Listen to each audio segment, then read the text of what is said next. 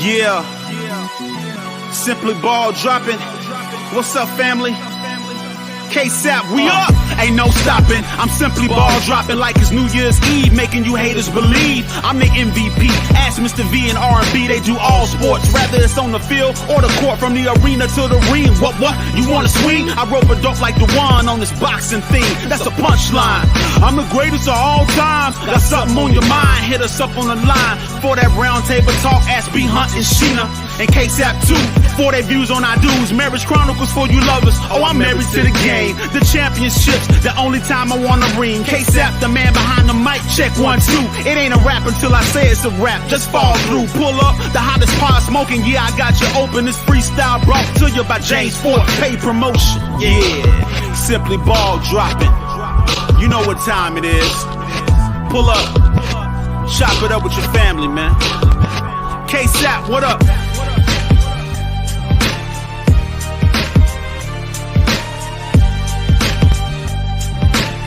And now, your host of the Simply Ball Dropping Podcast, the man behind the mic, K-Sap.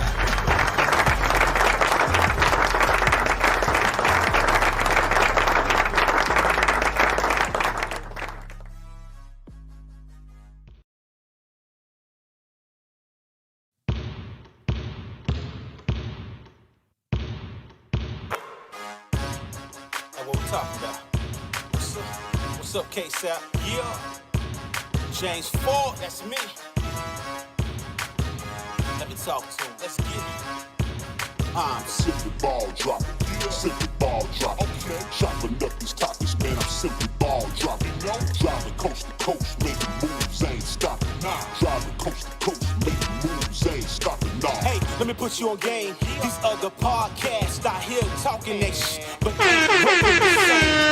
my bro K-Sap, chopping up topics for your optics, from politics to your top picks. Tune in, you gotta watch this. When you're ready, your stereo pumping high definition. Stop what you doing and listen. We smashing all competition. You better jump on this wave. Somebody pass me a mic, man. I got something to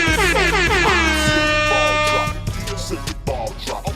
Chopping up these topics, man. I'm simply ball dropping. Driving coast to coast, making moves, ain't stopping. Driving coast to coast, making moves, ain't stopping. Simply ball dropping. Chopping up these topics, man. I'm simply ball dropping.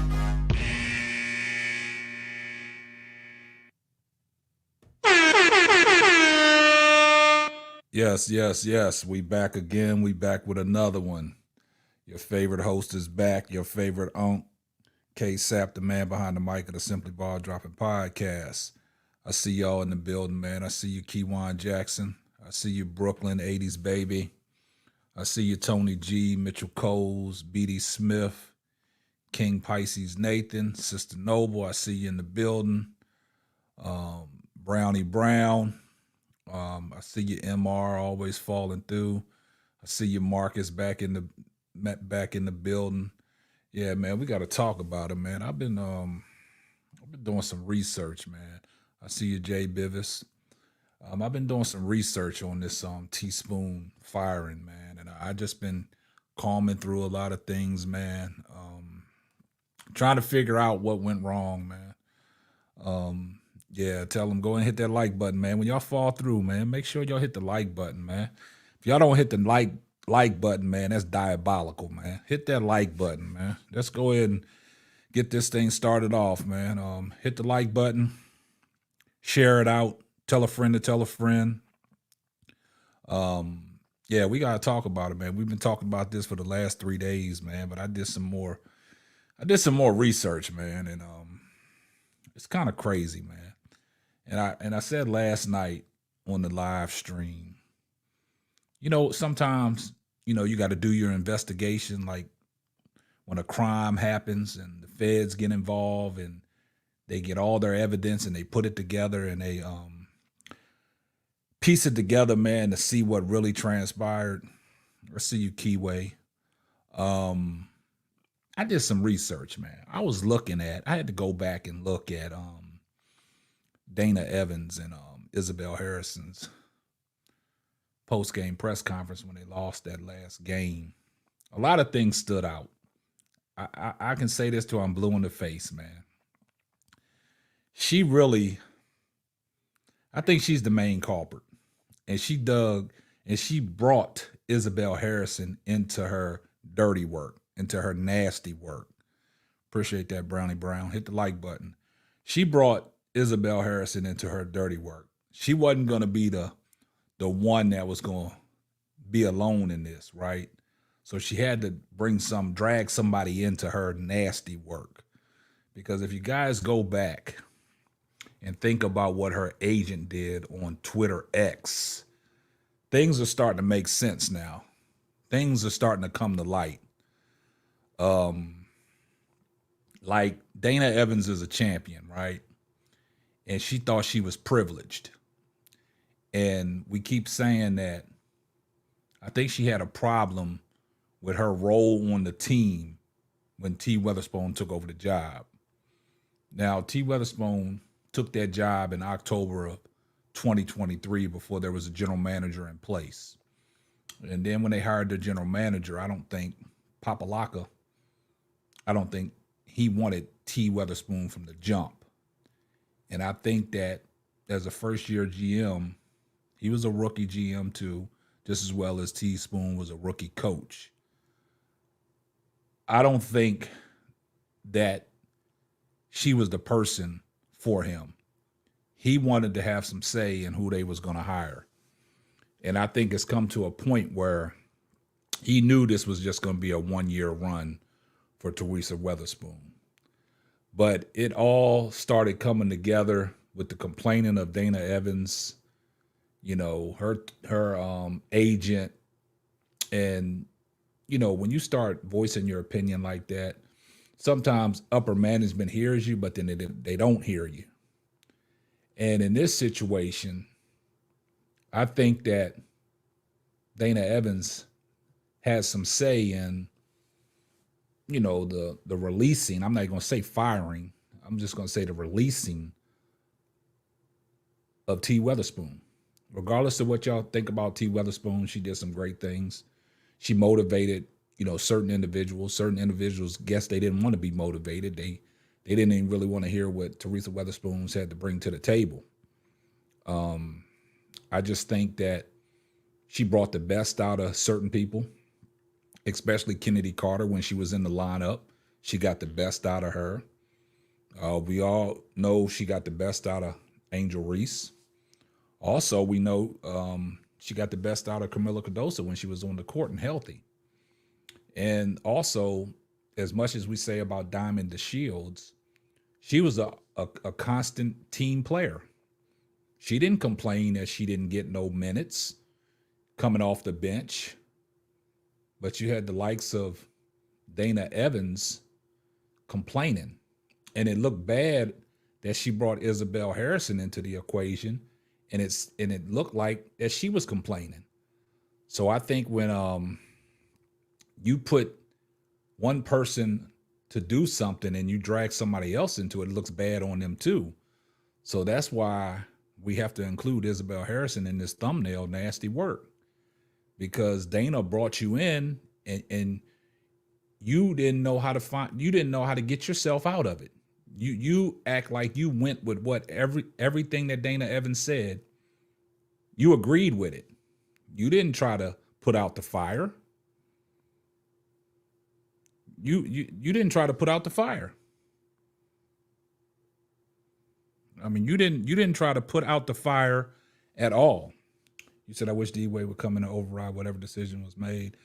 So no, bring Teaspoon back. Nah, Teaspoon she don't want no parts of this no more. Even if they wanted to bring her back, she don't want no parts of this. Yeah, Dana to me, like an inside job.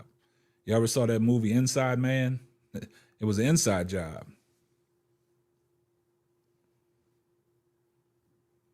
It sounds like a power struggle to me. If you're the GM, you're going down with your own people.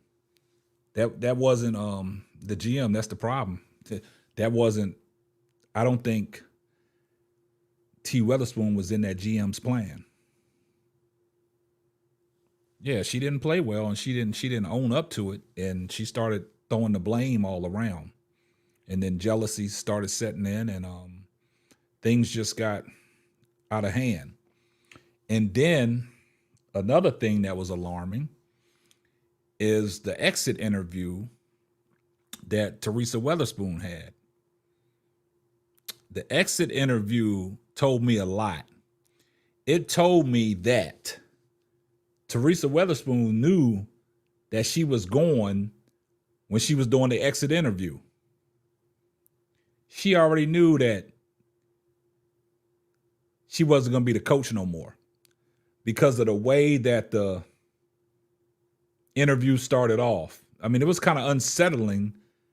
And if you listen to how Teaspoon started off the interview, when the lady asked her the question, you could hear it in Teaspoon's voice that I just have to sit through this interview, have to be professional, do this interview, and get the hell out.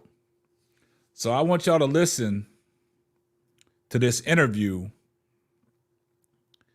that finally somebody said it.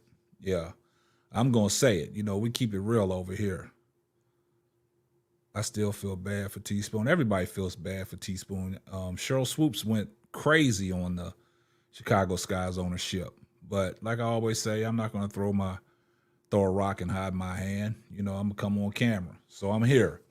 But guys, I want y'all to listen to what Teaspoon, how she started off her interview on the exit interview, and tell me, I want y'all to tell me what y'all get out of it. So take a listen. Yeah. Okay, and you? Doing well. Thanks for taking the time today. See how she Just kind of started wanted to that off? start She said, big picture. "I'm What do okay, you and you?" feel? I know it's just a day, but what do you kind of feel like has been your biggest takeaway from this first season as a head coach? Well, like I've said from many times this entire season This is, is unsettling. one thing that I'm super proud of with this team is. So did y'all hear how Teaspoon started that press conference off, man? The lady asked her question, said, "How you doing?" She said, "I'm okay." So she knew that she was going. She knew that she was going. Yeah. So it all points back. It all points back to Dana Evans, man. Dana Evans was an inside job, man. Yeah, Spoon looked sad, man. She knew. She knew coming to, she just had to go to this exit interview to be professional and get it done. And that's what happened, man. It started off, she said, "Yeah, I'm okay." And then the way she was speaking, her voice, it was like cracking, like she was emotional. Dana and Izzy, that's what I'm saying. Dana and Izzy complaining was just the reason Jeff Pakalakli needed to fire Spoon, no matter how flimsy it was. Yeah, I mean, they wanted her going. They did, them two, I'm not even going to say Isabel Harrison, because I know she feels bad now because she was drug into it. But I feel as though Dana Evans spearheaded all this, man. You know, by dragging Isabel Harrison into it, made it uncomfortable. What's up, El? I see you back in the building. Nah, we just getting started, man. We talking about, Dana Evans, man. She spearheaded this firing of T. Weatherspoon, man. I did my investigation, and then also Weatherspoon knew she was going before she even did the exit interview. Now, you can't blame Angel. Also, y'all believe Izzy was in on it too? Well, there's a lot of people talking about that as well. Like I said, inside job. But I just wanted for the people that just now joining, those people when they're going down and they grab onto whatever they get on there. Yeah, they gonna bring everybody with them, Jasmine. I totally agree with you. Let me play this. Let me play this interview again. And I want y'all to pay close attention. I'm gonna play the interview. I want y'all to pay close attention to how it started out. I want y'all to pay close attention. Yeah. Okay, and you? Doing Listen well. to Thanks for that. taking the time today. Just kind of wanted to start big picture. What do you feel? I know it's just a day, but what do you kind of feel like has been your biggest takeaway from this first season as a head coach? Well, They all knew. like I've said from many times this entire season is, one thing that I'm super proud of with this team is how competitive they are and how hard they continue to play each and every night.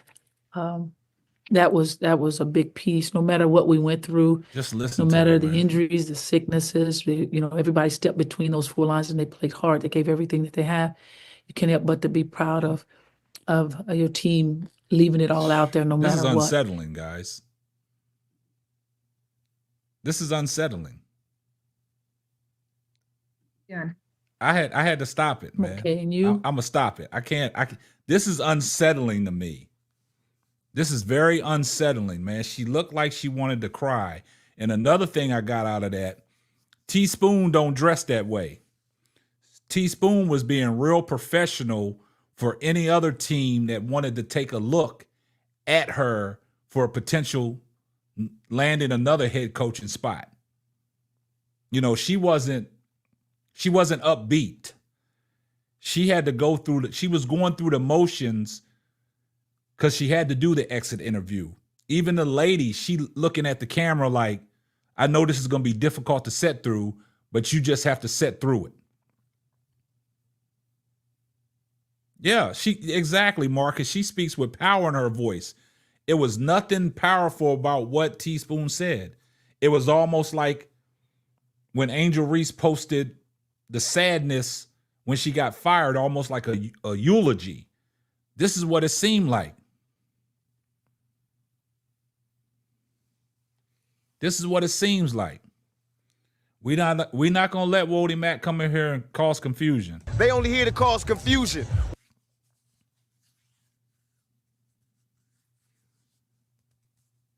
Dana Evans, she's behind this, man. She's it's not solely on Dana Evans. It's a lot of other things that played into it, but she made an impact. What's up, cutie pie? She said, yesterday I said in your live last night, she looked like she knew. She was sad. I saw, it was like, that's why I said, man, the things that, unfolded before the firing. Yeah. Daily Dose of Tea, what's up? Man, where did the sky go from here? Man, we don't know. We don't know, man. Well, they got to go in the right direction. See, everything that I'm saying is starting to come to fruition. The chat is backing it up, man. And see, that's what I'm saying. See, everybody wants to move the goalposts and change the narrative and always try to blame it on, Angel Reese, man. They want to blame it on Angel Reese. They want to blame it on Cheryl Swoopes. They want to blame it on everybody else. They want to deflect. They want to deflect the real issue that we have here, and it all stems from the locker room. Now, I will say this, and a lot of people might not want to hear what I'm going to say, but as a head coach, when you start losing control of your players and losing control of the locker room, and the players get out of character and they just want to speak rambunctious on their post-game press conferences and stuff and air out a lot of dirty laundry, a lot of upper management will look at that like they don't have no control over their players. They don't have control over the locker room. And somebody stated earlier on during the season that they felt that Weatherspoon was losing control over the locker room. And when they said that, that's when Dana Evans' agent went on Twitter and went on a rant. So that makes it look bad as well.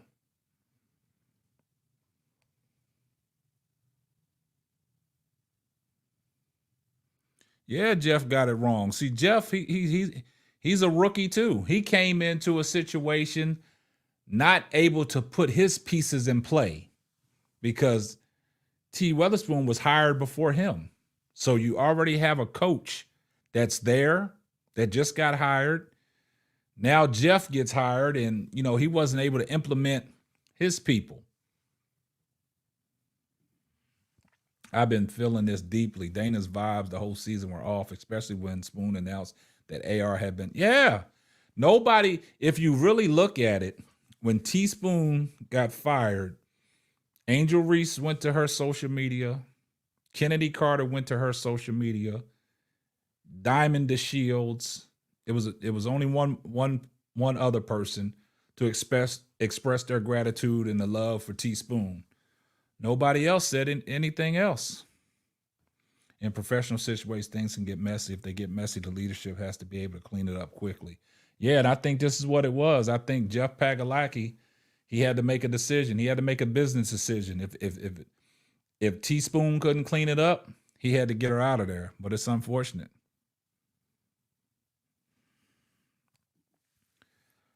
I think Isabel Harris crying to the GMs got Teaspoon fired, and man, it's tough, man. I mean, yeah, he had no loyalty. That's right, man. Jeff had no loyalty because he fired her, man. It's tough, man, but it's just crazy, man, because then I don't know if you guys, has anybody heard the Cheryl Swoopes podcast? Did anybody, just put a 1 in the chat if you listen to Cheryl Swoopes podcast. If not, I'm going to play the clip. So if anybody listen to Cheryl Swoopes podcast, put a 1 in the chat. If not, I will play the clip.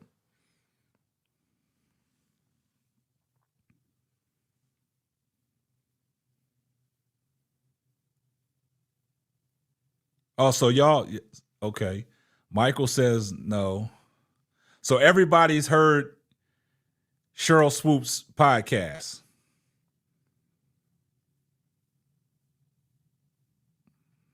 Okay, so a lot. Okay.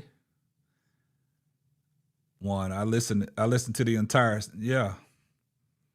But for those that didn't listen to Cheryl Swoopes podcast, what I'm gonna do. Okay, let me see. But hear it again. Okay, Victoria Teller, you want to hear it? I'm gonna play it. I'm gonna play like the first 2 minutes of it. So y'all just sit through and bear with me. All right, we're gonna play it, and I want y'all to listen to what Cheryl Swoopes had to say on her podcast about the Sky's general manager and how he botched this up. So here we go. Spoon will always be a part of the Skytown family, and we wish her the very best. First of all, Spoon don't want to be a part of that family. You treated her like trash. Sorry, but you did. And if the expectations were to either to make the playoffs, win a championship, or get fired, she wouldn't have taken the job. I'm 100% sure of that. Nobody would. That is a complete setup for failure, especially when you look at the roster that she was given and you make a mid-season trade that takes away one of your top scorers. Jordan, what? But even through all of that, they were like a game or two away from getting that final playoff spot. Look, first of all, she walked into a hot mess. A hot mess. If you look at the history of the Chicago Sky, and I know a lot of people on Twitter have posted it, everybody is very well aware of what has happened with the Chicago Sky. Coaches don't get a long opportunity, let alone a Black female head coach. And the Chicago Sky don't go well together. And you know what's crazy is Nadia, being a Black female, can you advocate for our sister and just give her a little bit more grace? You put this statement out, and of course it's Nadia putting the statement out, right? You're a Black woman, so they're not going to come for you. because we fired a Black woman. Michael Alter, where are you? What a mess. And so he wasn't even in the room when they fired her. It was Nadia and I don't know, Jeff, some other guy. I don't want to put his name because that may not be the right person. But I'm not going to get into all of that because, again, that's Spoon's story. But I am livid. Man, so did y'all hear what Cheryl Swoopes had to say, man? And see, Cheryl Swoopes, she makes a lot of sense when she talks things, right? But a lot of people want to give her flack because of, the situation that was going on all season long where, she favored certain people. But in this case, on that podcast, man, she made a lot of sense, man. And I said this yesterday. And then in Cheryl Swoopes, she uttered the same words I said. If Teaspoon was under the notion that she had to win a championship, she had to make the playoffs, in 1 year, she would have never took the job. She would have never took the job. And also, people keep on saying that they wanted Teaspoon to tank. Well, let's clear that up. Teaspoon made it abundantly clear that team was not tanking.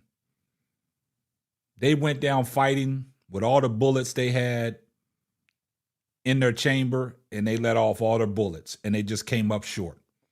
The injuries hit, things just happened, and we're here now. And the crazy thing about it is Teaspoon just never got a fair shake. Never got a fair. I don't care if y'all think that Teaspoon was a bad coach. She just never got a fair shake. Never got a fair shake. And when you don't get a fair shake and a chance to prove yourself, it's injustice, man. I mean, you can't expect somebody to come in from a organization that lost all their key players. You draft 2 rookies. All your main pieces walked out the door, and you're starting over. And you hire a rookie coach to come in to turn things around, which I thought Teaspoon was doing. A lot of people can go ahead and say that she might not have been a great X and O's coach, but certain players she motivated. Now it's up to the other players to take her motivation and move forward. But I think there were some veterans in the locker room that really didn't want Teaspoon there from the start. And it showed in their spitefulness, and it showed in sometimes when they talked to the media, and it showed in their play. That's what I'm saying. So, man, we got 342 people in the building. Please drop a like on the video. That's not that simple, man. It don't cost nothing to smash the like button. Only thing you got to do is pay attention. That's all. Smash the like button for me. But it's let me see. Angela Jones says she owns part of the sky, so nobody can get rid of her unless they buy her out. Yeah. Anthony said that Mitchell Coles, a Chicago reporter, said she was forward because she lacked. See, I don't agree with that lack of preparedness, didn't have professional. Man, if she didn't have professional, she got coaching pedigree from the college ranks. She was in the NBA in New Orleans. So she's been around basketball for a long time. She has a basketball mind. Now, if that's what everybody's saying in the chat, and people talking about she didn't have no skills or she wasn't prepared, then why did they hire her in the first place? Why did they hire her in the first place? And I know that she is not that naive to see what was coming, because if she knew that this was coming, like I said, and Cheryl Swoopes said, she would have never took the job. She would have never took the job. So we can't say that she wasn't prepared, because for everything that we saying and all the discredit that she's getting, she still had that team in position to make the playoffs. Still had her in position to make the playoffs. Now, like we stated last night, there's some rumors out there that Chennedy Carter don't even want to come back. I don't know how true they are. Because there are some sources out there that are putting that rumor out there in the rumor mill, but we don't know how true that is, man. But like I said, when you throw enough mud on the wall, it's gonna stick. It's gonna stick. So, I mean, said the same reporter said the front office doesn't make basketball decisions, but business decisions. So hiring of Teaspoon was a business decision. So, Anthony, you said the same reporter said the front office doesn't make basketball decisions, but business decisions. So hiring of Teaspoon was a business decision. So if it was a business decision, like I said, I don't know what it was in the negotiation processes when they talked to Teaspoon, when they wanted to offer her the job, but something had to be missing between the two parties that spoke, because I find it hard to believe that if she was told up front that this is the stipulations on you taking the job, and if this don't happen, then you have a chance to lose your job. I don't think Teaspoons would ever took that job, man. Nobody in their right mind would take a job like that. Yeah, that's Marcus. I've heard rumors too that she don't want to come back. And that's just like Elle was saying last night of Dana Evans. Dana Evans, she don't care. She can go play basketball in Turkey for the rest of her life, man. She don't have to be in the WNBA. She's already got a WNBA championship. What else does she got to prove? So whatever messy stuff that she did on the way out to take everybody down, that's not bothering her. She's still going to sleep well. She's still going to sleep well because she's going to go overseas and make that overseas money.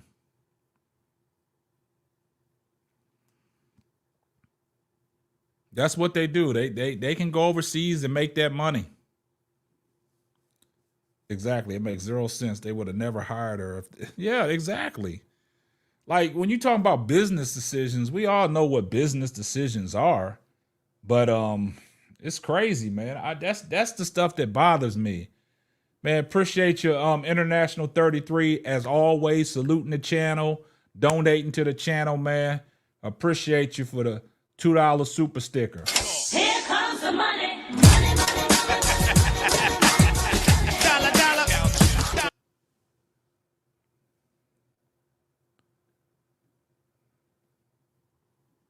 Definitive One says reporters have no clue, fans have no clue. Everything's a rumor and speculation. Blaming Dana is crazy. She didn't fire Teaspoon. We never said she fired Teaspoon. We're doing our investigation like everybody else. What we're saying is, if Dana Evans, her jealousy and what she did at the post-game press conference had anything to do with it, it's nasty work. So don't be causing... They only here to cause confusion. L said, if Jeff is in support of Angel, there's no way this could have thought this move would be okay. Exactly. Because now you in the higher up, you're a general manager, you're not going to let this go down. You're not going to let this go down. The other thing to note is that when players and coaches are being released, it's usually the general manager that makes the announcement, not some exactly. And that's what Cheryl Swoopes said. They couldn't even announce it. She said that he wasn't even in the room when she got fired.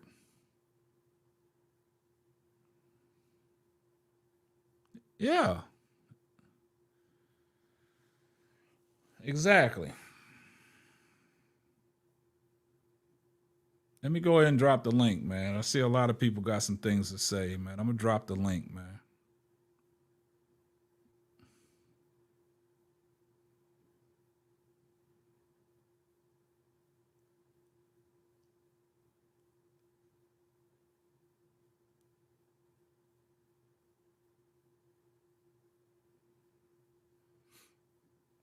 I'm gonna drop the link, man. Y'all tap the link, man. Y'all tap the link. Cutie Pie, tap the link. The link is in the chat.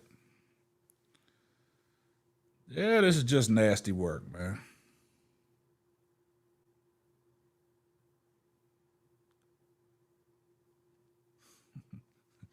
Definitive. You causing confusion, man. No one wants to coach this team with this dysfunction. Angel was supposed to be recruiting for 2025, but I don't think that will happen.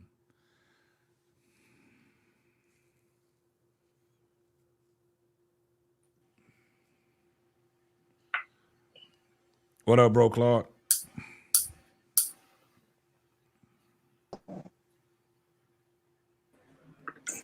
What up, what up, what up? What's up, everybody? What up, what up, what up, big bro? What's going on, We are panel? on KSAP, Simply Ball Dropping What's going on, fellas? Podcast.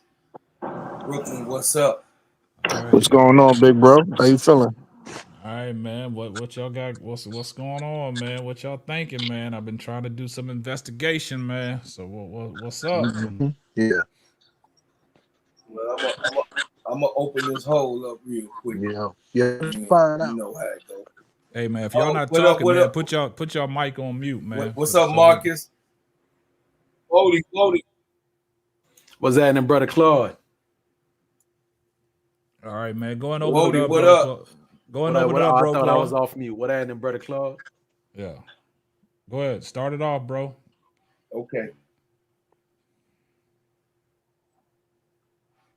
What a rotten way to end the season. What a rotten way to promote your task as a franchise to be a championship builder. What a rotten way to treat a human being, period.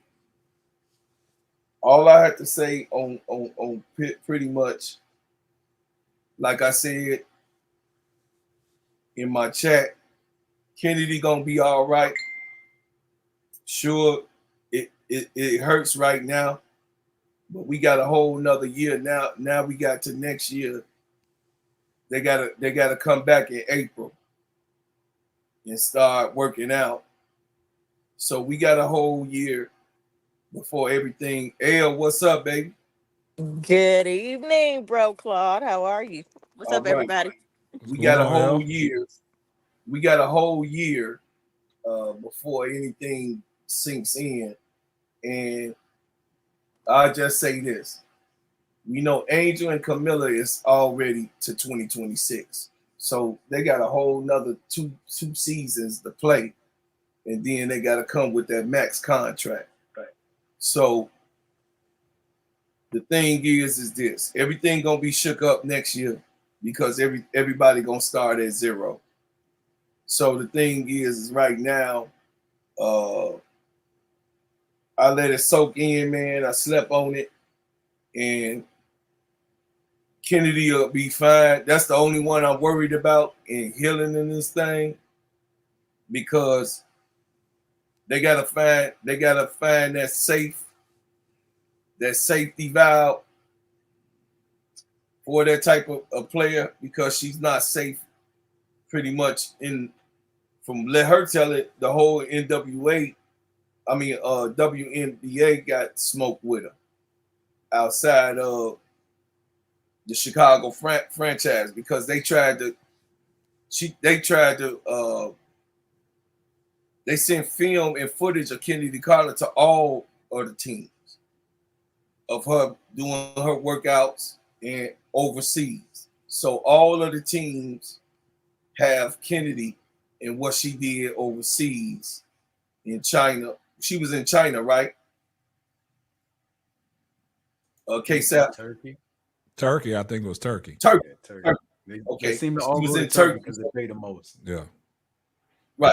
They were shopping her workouts and all of that. That's the information that I got. They was already shopping it to different teams. Nobody took it on except for one of the insiders at the Chicago Sky. Friends of Spoon, one of the friends of Spoons, not Chicago Sky, but one of the friends of Spoon brought Kennedy's footage. Spoon wanted the franchise said, okay, but she's your problem. And that's how she got on the team. So everything that Chennedy said was 100% from what my investigation was early this morning to right now. She was there basically because of the person, Spoon's contact, and then Spoon going to the franchise, presenting Chennedy to get her chance. It worked out, and I think that Chennedy knows pretty much what she's done in this comeback year is solidifies everything and all of the naysayers, because everybody had a chance to get Chennedy this season. Everyone had a chance.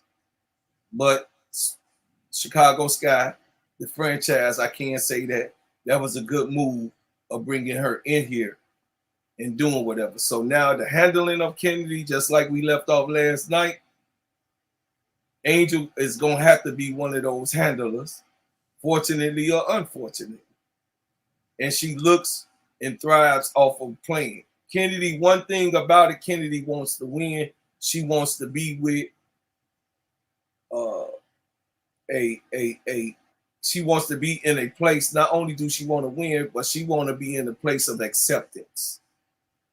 So when that comes with acceptance, that means her teammates too, because she had a falling out with all of her teammates from the Dream to Los Angeles Sparks. They wanted her out the locker room. You know what I mean? And the coach, Kurt Miller. So when I'm saying what I need to say is that I think that Kennedy's going to be all right. Chicago Sky just got to give her that offer that she can't refuse, and she'll be here next year. It's going to be on a 2-year contract. That means they'll have her through 2026 on what they give her now on this free agency. Or she could hold off and go ahead and play. You dig what I'm saying? And take the $75,000 because she gets 72, I believe. All right. $72,000 for next year. Hold out and see it enter her free agency year where she can be a unrestricted free agent. So, you know, it is what it is, bro. I'm just telling you that they better make a big move this year. If they so-called this franchise that breeds champions in a championship caliber, supposedly franchise, they better bring in champions, because this year, last year, and the year before, they didn't have that caliber of team to make a run in for the chip. So all right, we that's got we got that, man. That's all great points, man. We got a full panel tonight, so we're trying to get to everybody. We got L on there. Go ahead, L. What you got next? And then we'll go to Daily Dose of Tea, and then we'll move on from there. Yeah, once again, good evening, everyone. I think, like everybody has said, we've had time to sleep on it. It's just something about this whole situation that is not shaking out good for me, right? Like, I know we need to move on, but it's, as a fan of the sport, not just the Chicago Sky, but of the sport, there's something wrong here. And I don't know if we'll ever know. I don't know if Teaspoon will ever feel comfortable enough, safe enough to even say anything, because then she could potentially put herself in a position, Hall of Famer status and all, she could potentially put herself in a position where she's blackballed, right? Like, let's be honest. This league is not run by the minority. You know, I think it was MR, we both shared similar sentiments in the comments. A lot of things, if we go back and look, there are some things that were very telling. Every team in the league who needed to fill a roster spot due to illness, injury, or leave of a player, they did it, including Atlanta.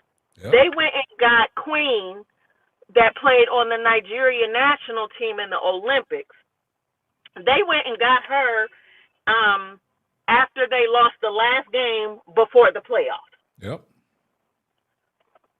It never made sense that we never went out and got a player to replace E-Will. Especially with Izzy allegedly still being on restricted minutes earlier in the season, right? Then you got all these injuries that happened towards the end, and y'all go, and no disrespect to Kayla Davis, but y'all go and get somebody that most people don't even know about. And they had an opportunity before that to go and get Odyssey Sims. Or Monique Billings before they both each got 7-day contracts that ended up being extended through the end of the season with the LA Sparks and Phoenix. So I just feel like maybe Spoon was not being fully supported. And I don't know that Chennedy has an opportunity to come back to the Sky. When she did her exit interview, she was asked the question, would she be returning because she's a free agent? And she made it very clear that if Chicago wanted her back, she was going to come back. But best believe that was also with the thought that Spoon was still going to be there. So it's shady business. And I always say, you reap what you sow. That's a great point, El. Like I said, man, that's spot on. What you got, Daily Dose of Tea? Yeah, I just agree with she said. What she said. It just was all confusing because they also had that girl. I don't know her last name, but the Taylor girl. I think she went to Connecticut. Was it Connecticut? Celeste Taylor. Yeah, she was. She was like the first one, and everybody was like, "Why they not getting Taylor?" You know. So it's exactly what she's saying. Like it was confusing as to why they weren't getting other players, as all of this was happening with the injuries and all of that. It didn't make sense. They wanted to tank. They wanted to tank. Right. That's why. Right. We talked about that on Teaspoon did not want to tank. If y'all go listen to her exit interview and entirely, she did not want to tank. She wanted to go down shooting all the bullets she had in her chamber. And that's what she did. She emptied the clip. Unfortunately, the injuries happened, but she did not want to tank. And like y'all say, when you go against management and things like that, and you trying to strong arm management, they not going for that, right? So it's like you're not a champion or a Hall of Famer, they're not going to tank. Right. Exactly. Best believe that. Exactly. It's part of their DNA. They got too much pride. Right. To agree to something like that. And that's what I keep on saying. Why would Teaspoon take a job with the notion that you got to go in here and tank? You just got to go in here and try to help us rewrite the ship.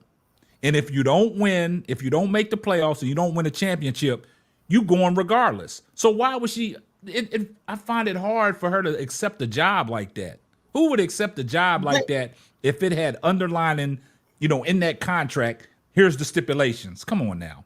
But to me, she was set up for failure in the beginning because y'all always knew y'all didn't want to make the playoffs. So, to me, this was already in the making for them to not make the playoffs to get a better draft pick. That's what it seems like. But I mean, if they under that notion, if it went like that, and that's what it was called for, she should still have her job because now we all on the same page, knowing that we're not going to potentially make the playoffs. But she had them right there until all the injuries started happening, and you got to look at it. 2 first round picks in 26, right? You trade away Mabry to open up that slot to potentially have these picks, right? But at the same time, if you're a Hall of Fame coach with her pedigree, she's not coming in the tank. Right. Everybody has their coaching flaws. A lot of people say, well, Teaspoon didn't have the X's and the O's and all that. But at the same time, everything that you said bad about Teaspoon, she was still setting, tweetering between 7 and 8 for this playoff spot. So make it make sense. Well, I had watched, it was a YouTube podcast. It was the Huffman Women's Sports. I don't know if y'all ever seen that one. And the girl, Julia, I guess her name Julia Poe. Yeah, everybody's Julia been, Poe. Yeah, I don't know if y'all seen that one where she had gave her take on as to why they let her go. And she was saying it was because she was a rookie coach. But that doesn't make sense either. She was saying she wasn't experienced enough. And it kind of like, that's why they let her go, because it basically, I guess they're saying she didn't know what she was doing. Like you would have to listen to the interview to, understand what they're saying. But she basically, the way it seems like to me, she broke it down was that they knew she was a rookie coach. And because she was a rookie coach, that's why she was fired. That doesn't make sense either, because you knew when you hired her, she was a rookie coach. Yeah, and the crazy thing, I'm going to go back to what Bro Claude said. I'm going to let the rest of the panel get in here. But it's kind of crazy that Bro Claude said, about tanking, right? They wanted her to tank. Right. So, and then Bro Claude always say something about, something that's going on behind the scenes. Like it's a business decision to, shut Chennedy Carter down. So y'all just go back and look at the last 3 games where we was in the 8th spot, right? Right. In the last 3 games, that's when they stopped playing Chennedy Carter. Right. They stopped playing Camilla Cardosa. Angel was hurt with the wrist, but Diamond Shields didn't play. So that you raise your eyebrows about something like that. Right. Yeah. Because I'm going to say this last thing and then you could let somebody else speak. I was on Show's panel yesterday and they had a guy came in on the panel and he was saying that, I don't know if the guy's related to him or he works at the facility where they practice at. And the guy was saying like the rumors or the, people talking about it. And they're saying the reason they fired her was because she didn't tank. She didn't lose enough games. And see, everything that we talk about, you kind of, it makes you raise your eyebrow and think. It makes sense. Yeah. Yeah. So that's a good point. Just 1 second. Hey, shout out to Tiara for the $3 super chat. Here comes the money. And honestly, I think she tried to at the end. Because I had watched another guy's live and he was kind of like upset about the fact that she set Chennedy and Cardoza out. He was saying that they could have strapped her shoulder or wrapped it or whatever. And then for Chennedy, they could have wrapped her foot and gave her some pain pills. And he was like, stuff like that. You didn't have any broken bones. So he was like, they should have played. And it's ways to play through an injury and all that. So I don't know. I feel like she sat him down to try to tank at that point, and I think it was too late. Yeah. All right. Tiara said I always said that Dana is the one who complained, but that's a great point. Daily Dose of Tea. Bodie Mac, we got you here. Finally got you back, man. What's going on? Yeah. Listen to y'all a couple of other shows also speaking on it and giving y'all point of view. And some opinions on it which I didn't take into consideration.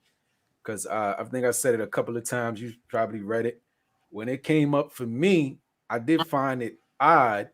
But then what my mind went to was that, after the Dana interview and the Isabel interview, right? Yeah, there could have been some contention in the locker room. Dana said something to the effect of everything just started feeling weird, and then talking about how the scheme changed from where they were a 4-out-in-1 team to now like pound the post type of team, right? Yeah. But my whole thing again, like what some of y'all was saying, that they may have went to management, plus also with the tanking issue.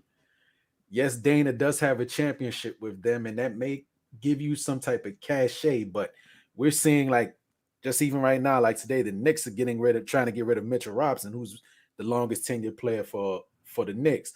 Like, this is a business still at the end of the day, and right now your franchise player is Angel Reese, right? That's your face of your franchise. Plus, also along with Camila Cardoso. So that's what you're building for the future. And what I was saying over and over again, though, from the one thing that stood out that people were talking about, Twitter can be a cesspool, but it was something that was brought up, and I noticed it, and then started seeing the comments online. And y'all bear with me. It was an interview after the post-game press conference. Teaspoon was sitting in between two of the players. I can't recall which player it was to her left, but it was the player that was on her left hand. She had her hand on the table, and when she came down to sit down, she put her hand on the player's thigh. Uh-oh. And I was like, okay, see, cool, whatever. Some of the players, whatever, they feel a bond with the coach, but like those players who were getting their time minimized, because maybe Spoon was like, all right, y'all want me to tank, whatever the case may be. Well, I'm gonna play how I want to play my way, try to win my way. But some players is gonna get like Dana, like Izzy, the opportunity is gonna get mitigated, and they're feeling some type of way. So now you've got the eyeballs, like people raising eyeballs on Twitter, and when I be like, yo, Spoon too touchy feely, and maybe Dana and Izzy like, you got me on the outs looking in. I ain't feeling that cordial and friendly with you. It could have been a situation where I was saying they could have also went to management. I'm feeling uncomfortable. Any type of accusation, this, that, or third, along with they wanting her to tank.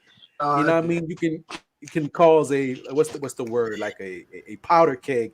Cause confusion. No, that's true. He's right. He's spot on. Exactly. I seen creators saying that she lost her job because she was too handsy. Yeah. But Angel was cool with it. Kennedy was cool. Everybody that was getting burned was cool, and they was starting to treat Spoon like a family figure. And go back and look at some of the practice footages. Go back and look at the practice footage. How Angel Reese was all up on Teaspoon all up on her back, hugging her and stuff like that, no problem. But like you said, if Dana and them was feeling uncomfortable about the situation, they spilling the tea. They on the shade room. But I heard them, they kept saying Cardoso. They kept saying she was too handsy with Cardoso. I'm like, oh my goodness. These people make up anything. Mm-hmm. Yeah, and I understand. Yeah, it just may be Spoon's natural nature. And again, we're also talking about women dealing with women. There could not have been Kurt Miller, Nate Tibbet, not near none of them men ever did nothing like that, and it would have been acceptable. Cool, but granted, Spoon is just being her natural self. So again, like I said, maybe management telling her, hey, look, we're trying to get another top pick. We can build on the future. She's being resistant to it. Whatever she might have said, but like, nah, I'm not trying to do that. That's not the type of, because Spoon seems like she's hard-headed, strong-willed. Like that's not the type of team that I'm running here that we just gonna be throwing games away. What type of message am I sending to my players? Okay, y'all obstinate. Y'all not giving me help when we got, like the lady said, you're not giving me help when players are going down. Oh, so you're not even going to try to give me help when I need, because the injuries is that and the third. Okay, well, I'm going to play my players that seem to be engaged, seem to be giving me what I need in practice, seem to be, seem to be with the program that I got. So that's how we seen Lindsay Allen get into the starting line, because Lindsay looked like she a good soldier. You know what I'm saying? Breonna Turner starting getting some burn. People who seem to be good soldiers was getting a lot more attention and a lot more time on that court. Dana, who wants to play a certain different type of way, you know what I mean? She feels she's a star. She feels she's the Rip Hamilton in her own right. Like, I'm not getting to do what I want to do. And like, look at y'all over there, all buddy. You know what? Yo, I won a championship here. Such and such and such. Hey, yo, I won a championship here, bro. What's going on? And look at this championship on the bench. All right, man. Hey, that's a good take, Wolding back, man. It makes sense, man. You can start looking at that and be like, that's what I was. That's what it is, man. She was a bench warmer. Yeah. All right. She was a championship Wody on the bench, man. Let's put this. No disrespect to that. Hold on, guys. Hold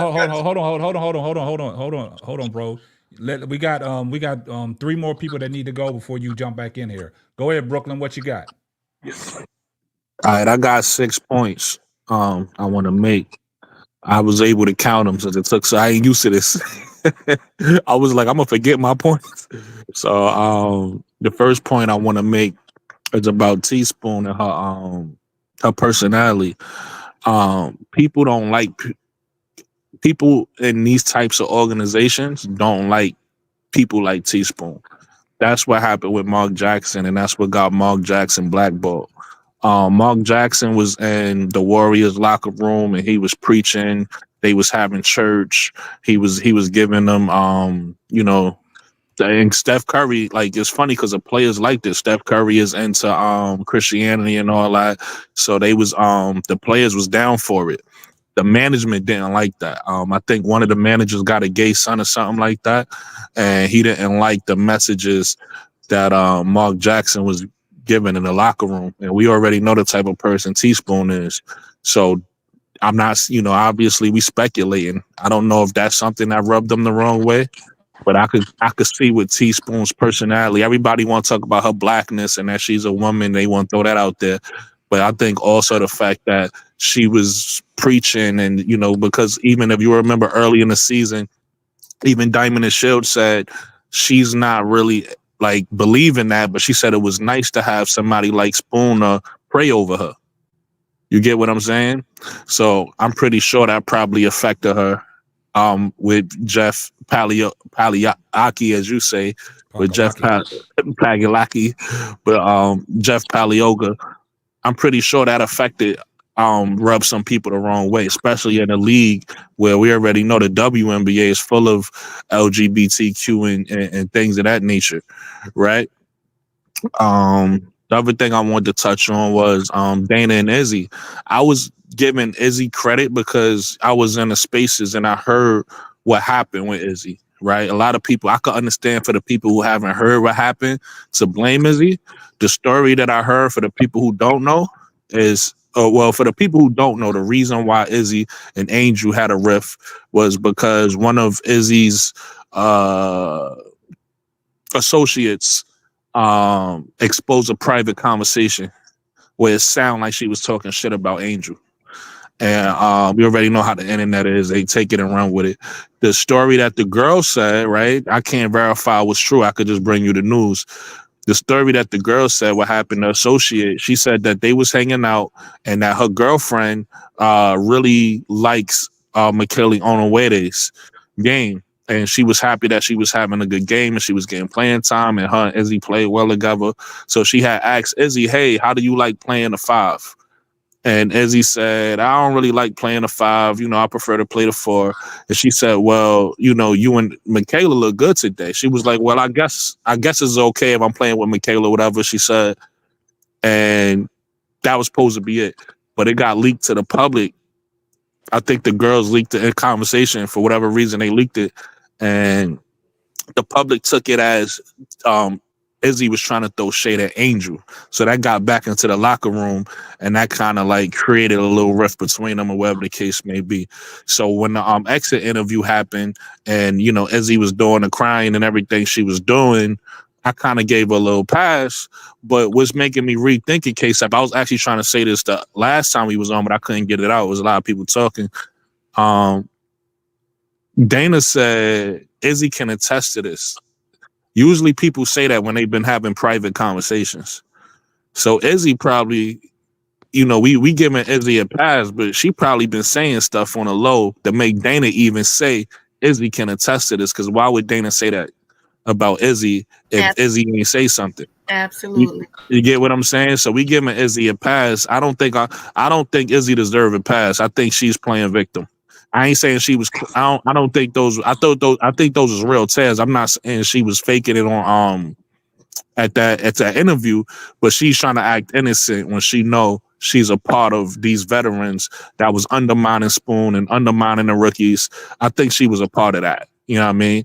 But just because, like I said, why would Dana say that if Izzy never said anything? Right. You get what I'm saying? In the public, so it had to be true.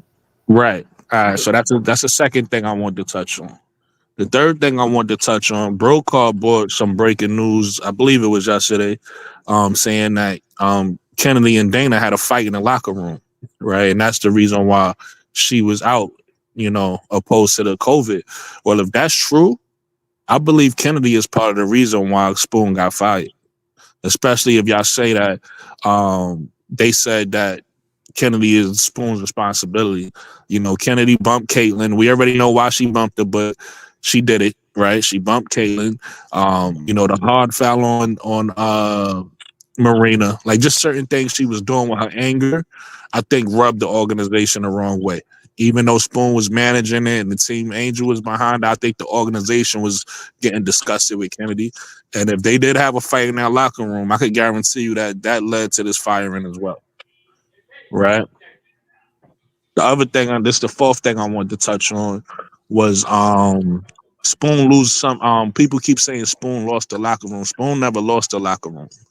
If you watch those exit interviews, every single player say that they respected how Spoon would talk to them. So Spoon never lost the locker room.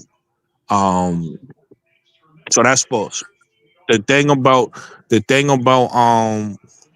I think Deli Dose was talking about when she said she don't understand what the lady was saying, that didn't make sense. The Julia Poe lady about Spoon's experience. What they was talking about was the veteran players, and I think this is another reason why Spoon got fired, because they like I said, 2026 is a big year, and I think they trying to make sure that veterans want to come here, right? Even though we know they making mistakes, is making veterans not want to come here.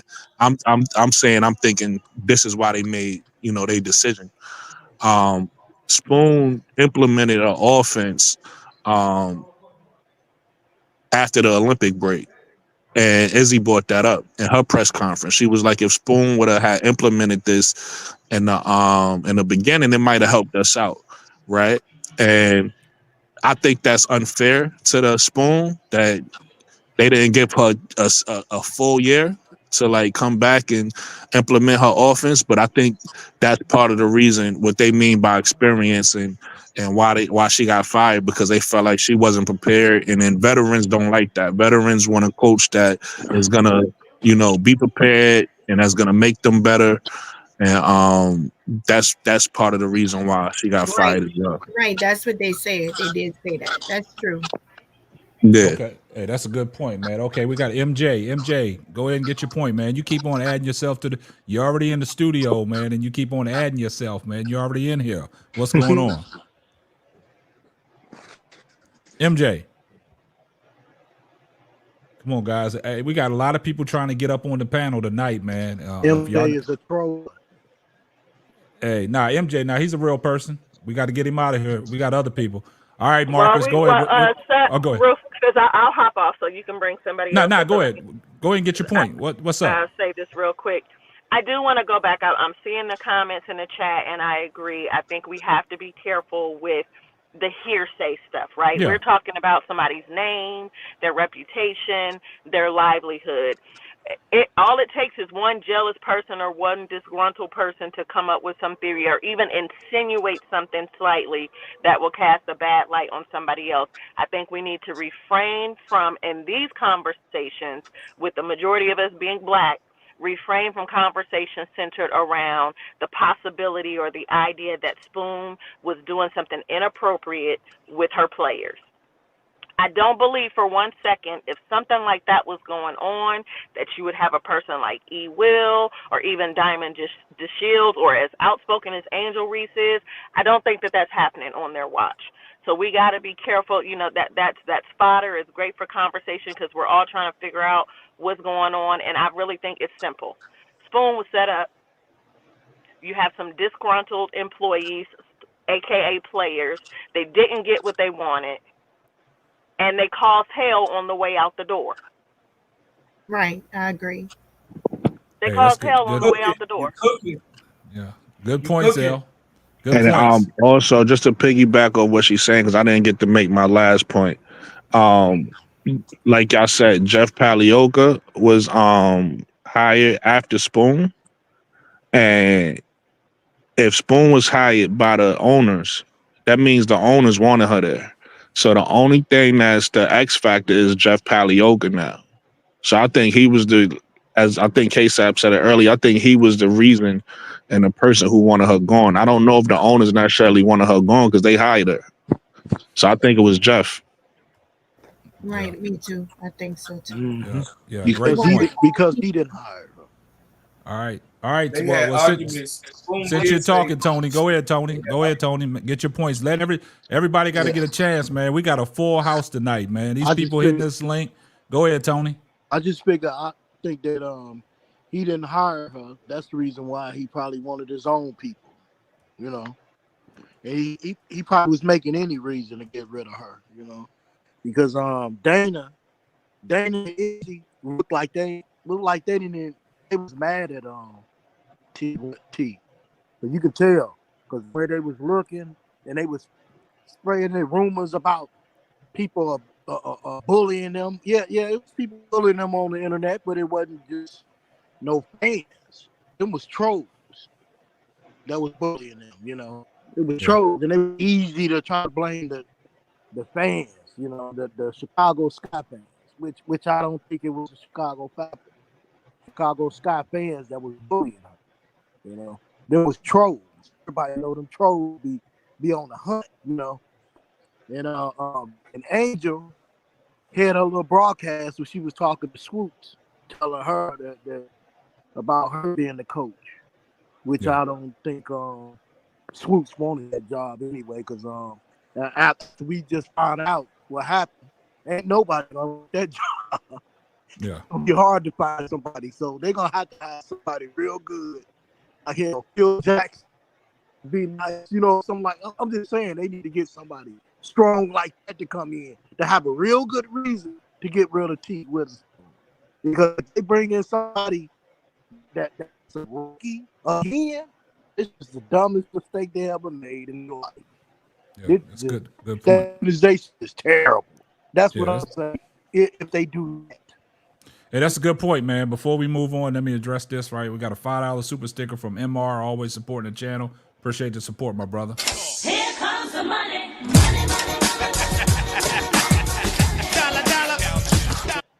All right, man, we got a new person that came up on the panel, man. We got Duval. What's up, Duval? Hey, how you doing? Can you hear me? Yeah, we can hear you loud and clear. Oh, thank you so much. First of all, thank you for allowing me being on your platform. I truly appreciate it. And the second thing I want to say is, I think y'all right about the tanking situation.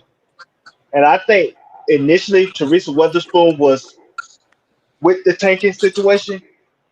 But I think what threw a curveball in the situation, this is why I think Angel Reese is the reason why Teaspoon got fired, is they did not think Angel was going to be this good this fast. And because she became this good this fast, it changed Teresa Weatherspoon playing for him, go along with the tanking situation. Now she want to win because she got somebody that's a great player, that's an all-star level player, and she felt like, hey, y'all, they could have did some things this year based off of that. And I think because of Angel Reese growth that nobody did not see coming into the season this year, it made Dana Evans mad because now, you know what I'm saying, she can't be the focal point of the offense. It made somebody like Marina Mabry mad because she's not the face of the franchise. Wow. Angel Reese is. And it made like Isabel Harrison mad because she felt like maybe she could have started this year, played well enough, and then got a contract either here or, well, I'm saying Chicago Sky or elsewhere. Yeah. But like I said, Angel Reese threw a wrench in all that because they did not think she was gonna be that good that soon. Because if they thought she was gonna be that good that soon, they would have picked that at 3 instead of 7. Yeah. That's what I said. When I first drafted, I said, man, I think Carmela Cardoso would have still been there at number 7. They could have drafted Angel at 3. Yeah, but they thought Angel was on. I think they thought Angel was gonna come in this year, probably play off the bench, get a few minutes, get her feet wet, what I'm saying, just getting accustomed to the WNBA life. Then next year she get a few more minutes, she show a little more signs of growth, and then year 3, what she did this year will be in year 3. They didn't think she was gonna be like what she was in year 1, because people gotta understand. People just look at Angel Reese, they just look at the rebounder, even though she's the best rebounder in the history of the WNBA right now. Yeah. But what people is not really focusing on is Angel Reese is a top 10 defensive player in the whole league. Yes. She is the Deion Sanders of WNBA. She is somebody that you can put on your best player and she will take away your best play. Like somebody like Teresa Collier, who had like 35-point games against Asia Wilson, and she had a 48-point game in the playoffs. Her lowest two games was 13 points and 15 points. Guess who calls that? Angel Reese. I already know. I'm pretty sure you knew that. Yeah. Breanna Stewart, who's still in her prime. She had 14 points from 5 of 17 shooting. Guess who calls that? We already know, man. I talked about it all the time. But nobody gave Angel Reese credit for her defense. She gonna make all defensive team. Just like Raquel Jackson when they played the Sparks. Her last game, matter of fact. Shut her down. Shut her down. Cut her what off? In the second half, cut her down. She had 15 points in the first half. Teresa Weatherspoon said, "Oh, you think you're fancy, huh?" 0 points in the second half. She scored 2 points after she went out the game. Yep. And she scored 17 points total. Yep. That guy, Dorica Hambrick, when she played the LA Sparks the third time. Shut her down. 5 points. Even though like when Angel Reese hurt her wrist and Washington Mystics scored 30 points, they had a 30-point blowout. And Aaliyah Edwards had 20 points against Camila Cardoso. Yep. When she played Angel Reese the previous game, guess how many points she had? 5. That woman is the Deion Sanders of defense. She could shut your best player down, and they did not know she was capable of doing that. And so it changed the dynamic of Teresa Weatherspoon player of wanting to go along with the taking to wanting to win, especially at the All-Star break. They was at the 17th. You make good points, man. That's perfect, man. Before we move on, just 1 second. Hey, shout out Yes, to sir. Amy Sue for the $5 super chat. Here comes the money. She said, "How is Dana the leading scorer in Turkey, but no more than a bench player in the WNBA? She must be playing in a league of midgets in Turkey." It's pretty funny. Yeah, that was a great point, Duvall. And can I say one more thing? Because I know Yes. you got to move on to somebody else. I think this is the insult to injury to the players on the team when it comes to Angel Reese. Not only she's a great player, she's box office. Besides Caitlin Clark, she is the second most famous person in that league, over Angel Wilson and everybody else. That's why they always say Caitlin Clark and Angel Reese. Yeah. They are linked. Yeah. She is the second most famous person in that league. She got all the endorsements and everything else. So now she's the money. And so now not only Teresa Weatherspoon is accommodating Angel Reese, but ownership is accommodating her. That's why if people don't know, Angel Reese had talked to ownership like during the season on a Monday night. That Wednesday morning, that's when they approved that financial facility in Denwood Park or something like that for $40 million.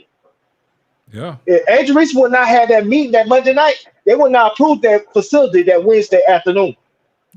Got you. Great point, man. She speed up that process because they'll try to slow drag their feet when they came to that facility, practice facility situation. Yeah. Hey, that's all valid, man. Duvall, you came up here and switched the whole thing up, man. It's something to think about, man. That's a good way to break it down, man. Just 1 second, man. Hey, Cutie Pie, appreciate the $5 super sticker. Here comes the money.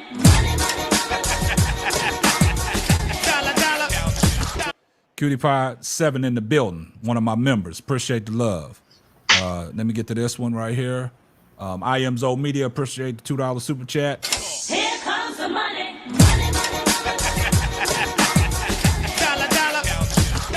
He said, "What up, Unc? I'm gonna pull up when I get home. Appreciate you." Hey, go ahead, Marcus. What you got, Marcus? I know you laid back in the cut, ready to talk, man. You ain't in the streets tonight. Let's go. What's up, panel? I think it was a setup from the very beginning. Like, she wasn't really there to be there for the long haul. They had to put somebody in the chair from the time being because they knew when the GM got there, he was gonna want to pick his own. So she was just there for the time being, but multiple things made it worse on her. Like the locker room, like the rookies and the younger players, they were playing better than the vets. So some of the vets got jealous and they really wanted their time, the playing time they were used to. You know what I'm saying? They really wanted the playing time they were used to. So, but they couldn't get that because Angel translated to the game real fast. They didn't think she would, but she did. She started all 40, not 40, but all her games until she got injured. So that was one thing. He will get injured. So Cardoso stepped up. Isabel, she don't like playing the 5, but she like playing the 4. But Reese was there, so she couldn't do that. So she was on the bench. So when the GM came, he didn't like he didn't like the things what Carter was doing. So you said that was her responsibility, right? So if she already hit Clark, she hip checked her. She hit Mayberry in the face. Like he wasn't feeling that. But the Dana issue, she she was a part of that and drug Enzy up in that and made Spoon look bad. Yeah. That made her look bad. So that was another thing that added on to her getting fired. But to me, it was a setup from the beginning. Like they didn't really. So somebody had to fill that seat. No matter who it was, somebody had to fill that seat.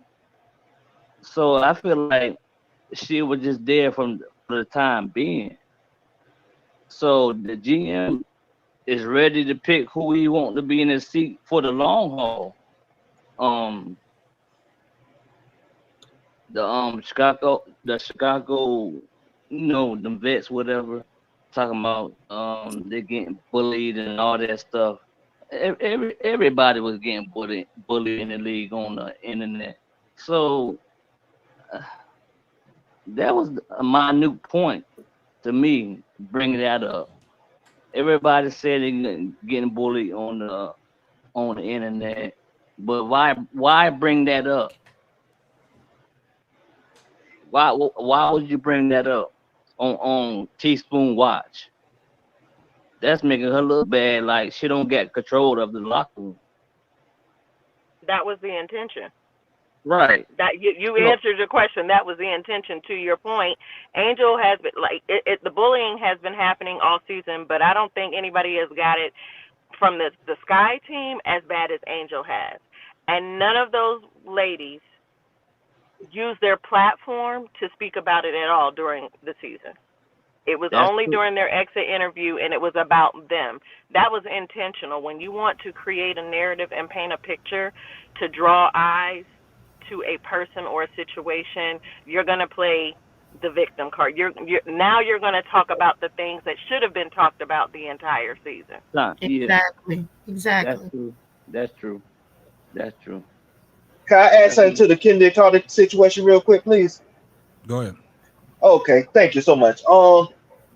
If y'all remember, coming out of the All-Star break before we played Phoenix, Chennedy Carter that morning was ready to play that game, and then the ESPN article came out, and Angel Reese was ranked ahead of her, like she was ranked 15th, and Chennedy Carter was ranked like 24th, and then she spazzed out on Twitter, and then she started liking tweets that was against Angel and saying that she was the reason for her success, blah, blah, blah, blah, blah. And then an hour before the game, all of a sudden they said Chennedy Carter was out because of non-COVID safety protocol. Is I'm saying that correctly? Right, that's correct. Health and And safety so protocol. Yeah, help. Yeah. yeah, so like that was weird to me. That was like I think that was her like either protesting or that was like her, being upset with Angel being credited for the team's success more than her. So she like, spaz out with her like mental health situation. Is on reaching there or is on not? I agree. I agree. No, because we all I look don't at think it was stuff. We towards all look at Angel. stuff different. You know what I'm saying? We all analyze things different. I look at the underlying stuff. I look at the subliminals. Because Twitter's toxic, but you got people. They do certain things, man.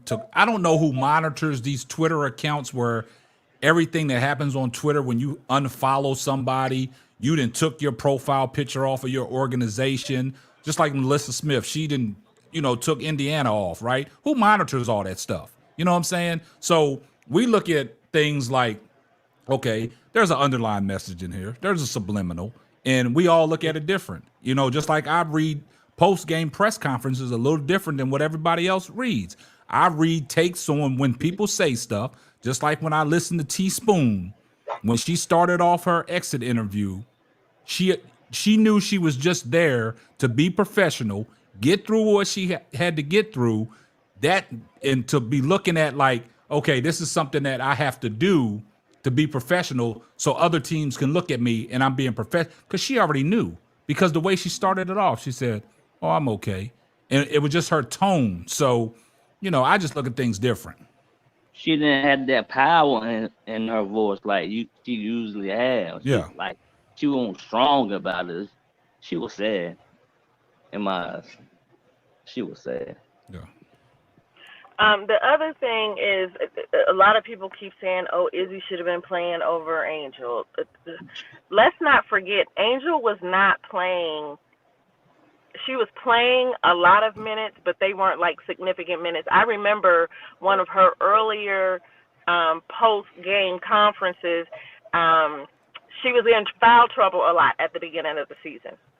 And she was saying, like, oh, you get 6 in the WNBA. She was sure she was going to get 6 every game. And it was one particular post-game conference presser, and she said, hopefully I will get to move up to closer to the 40 minutes of playing time. So at that time, Teaspoon was not playing Angel the way that people are trying to make it seem like she was playing Angel. And Izzy had a great opportunity then and thereafter to get on the floor and do her job as a vet. You cannot keep complaining about not getting playing time. Film does not lie. Numbers don't lie and film don't lie. If we go back and look at some of the film when Dana and Izzy are on, at least Diamond DeShields, she got on that floor and she made cheese toast sometimes. But in her exit interview and her post-game conferences, she never made excuses. Never complained. She was like, I'm trying to get back to me. I'm trying to figure out what I need to do to improve. It wasn't about blaming the coach for not giving you enough time or the rotations or taking you off as a starter and putting her on the bench. She was like, I got things to do. And even if she felt that way, she kept the main thing, because she's a professional. Right? Right. And said what she had to do. And lastly, see, I was trying to say all this in the chat, but it don't give you enough character, so I'm gonna say it and say my piece, and then I'm gonna be gone. Oh, K-Sab, why you laughing? Keep the main thing the main thing. Ella, you be cooking. All right, go ahead, El. You got it. The world is yours. And the last thing is we're talking about, Teaspoon kind of being propped up as a placeholder. If it is true that there was another head coach that they had in mind for this season, and that person ended up not accepting the position, so they went with Spoon, I don't know. The only way that they fire Spoon now is that they already have been in conversation with someone else. Somebody said that last night, though, El. And take this job. Yeah. You don't fire her and don't have somebody already lined up. Yeah. Right.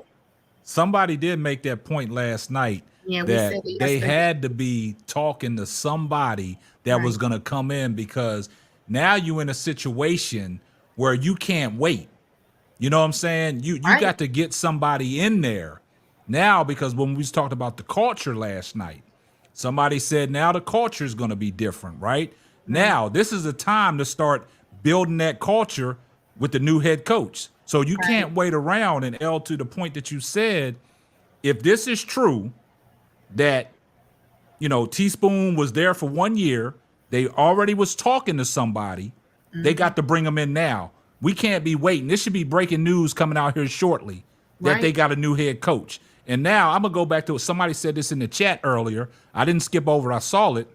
But they said, go back to draft night when Angel got drafted, right? They said the look on Jeff's face told it all, because it was like, actually, the look was like, I don't want her. Yeah, somebody did say that. I think somebody said that. Somebody said that in the chat. If you're still in the chat, put a 1 in the chat if you're the one that made that comment. That's true. I seen the video. It's on Twitter. Okay, Wow. yeah, somebody said that. I know I heard. And Miss Ellis, you right too about Angel. They have to play her the way they play her, because as soon as you take off the floor, the plus minus is like ridiculous. It's like worse than league. Like when you take off the floor, the defense goes with her. And this when teams go on the run and stuff. So she has to play 35 to 40 minutes because they can't afford to sit her based on the defense that she brings to the table every game. Wow. Hey, that's a great point, El. I'm glad you brought that No, up, I man. think she was saying more or less that I think the way she was saying it was that they didn't play her as much as people are saying. Izzy had a chance to step up. That's basically what she was saying. Yeah, because the start of the season, she didn't get that many minutes. Didn't put out there, but she didn't produce. Yeah. Yeah. And that's with the understanding that yes, she was coming up. Do we even know for sure that she had restricted minutes in the beginning? Like, we knew that she had dealt with an injury, but that injury she had been dealing with and going to rehab and all of that well in the off season from last season into the off season and coming in this year. And I remember the first time I saw her on the floor and she had the brace, I was like, how is she even able to be mobile with that thing? So I don't know that. I know that she was coming off an injury, but we're not going to use that as an excuse. You're a professional, a 10-year vet at that. You got to get on the floor and make something shake. If you want to be a leader, you want to be treated like a leader, you want to be respected as a leader, then you got to get out there. And even if you're not putting up points, you got to be a floor general and lead your rookies and the rest of your team. And that's a great point, El, because you go back to the injury, right? When you're on the floor, you got to produce. But I never saw a game where Izzy got in there that the commentators or anybody said that she was on a minutes restriction. I never heard of none of that. I didn't see none of that. So she wasn't on a minute restriction. So the injury, like you said, you can't make excuses, man. She got out there. She just didn't perform the way people thought that she could perform. And she just, like her and Dana, they was just duds. You sure, K-Sap? Because I thought they said that in the beginning when Camilla was on a restriction. I thought they said that was Camilla. They said nothing about when Camilla came back. They said she was on. She said she was on minute restriction, but I didn't hear nothing about Izzy. No, I thought I heard. I was mute. I was trying to wait my turn, but I could correct y'all. She was on a minute restriction. Yeah, it was Izzy too. But did it come out in the game? I never heard them say it. I'm trying to tell you what happened because y'all said some things that was wrong. So Angel was getting minutes the whole season. It was Camilla that wasn't getting minutes the whole season. So those minutes y'all talking about that Izzy started getting, it was cutting into Camilla's minutes, and the media even started bringing it up. See, a lot of things that. Exactly. A lot of things that happened with Teaspoon this year, the media was involved with. Even the changing of the lineup, the media was involved with that. So what happened with Izzy was Izzy started cutting into Camilla minutes, and Camilla wasn't getting a lot of minutes, and the media started asking Teaspoon about that. And then Izzy minutes started getting cut. So it wasn't Angel cutting into Izzy minutes, it was Camilla cutting into Izzy minutes. But yes, she did have a minutes restriction. It was brought up during the games that she had a minute restriction. Both Izzy and Camilla had minutes restrictions in the beginning. Yeah, I remember now. He is correct. That is true. I remember that. I watched damn near every game this year. That's why I know. I just don't recall them saying. I know they said it about Camilla. I might have been paying attention when they was talking about Izzy, but I know they damn sure made it an emphasis to say about Camilla Cardoso when she came back from the shoulder surgery. because they was trying to get her, Izzy, back Izzy back was in. on Izzy was on a minute restriction um, panel. She was on a minute restriction when she first came back, and we just gonna call the main thing the main thing. In this conversation, Angel averaged 32.5 minutes per game. No veteran on no team wants their rookie to play more minutes than you when they don't see that rookie as a superstar. They seen her just like Sister Elle was saying. They didn't think that this girl was gonna be who she was. So this goes for the veterans also that's on the team because they thought they was gonna have to OG her when she came, but her game transcended to the pros, and the game that was needed for the Sky while she was on the floor, she produced.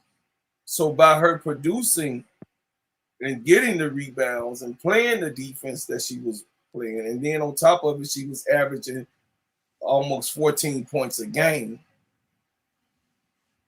She was not expected to be that good. So therefore, just alone, you remember when Magic Johnson came into the Lakers. When Magic Johnson came, I know K-Sap, I know. But when Magic Johnson came, no one on the Lakers wanted Magic Johnson to play the minutes he was playing. No one. Not even Cooper. But he was so damn good.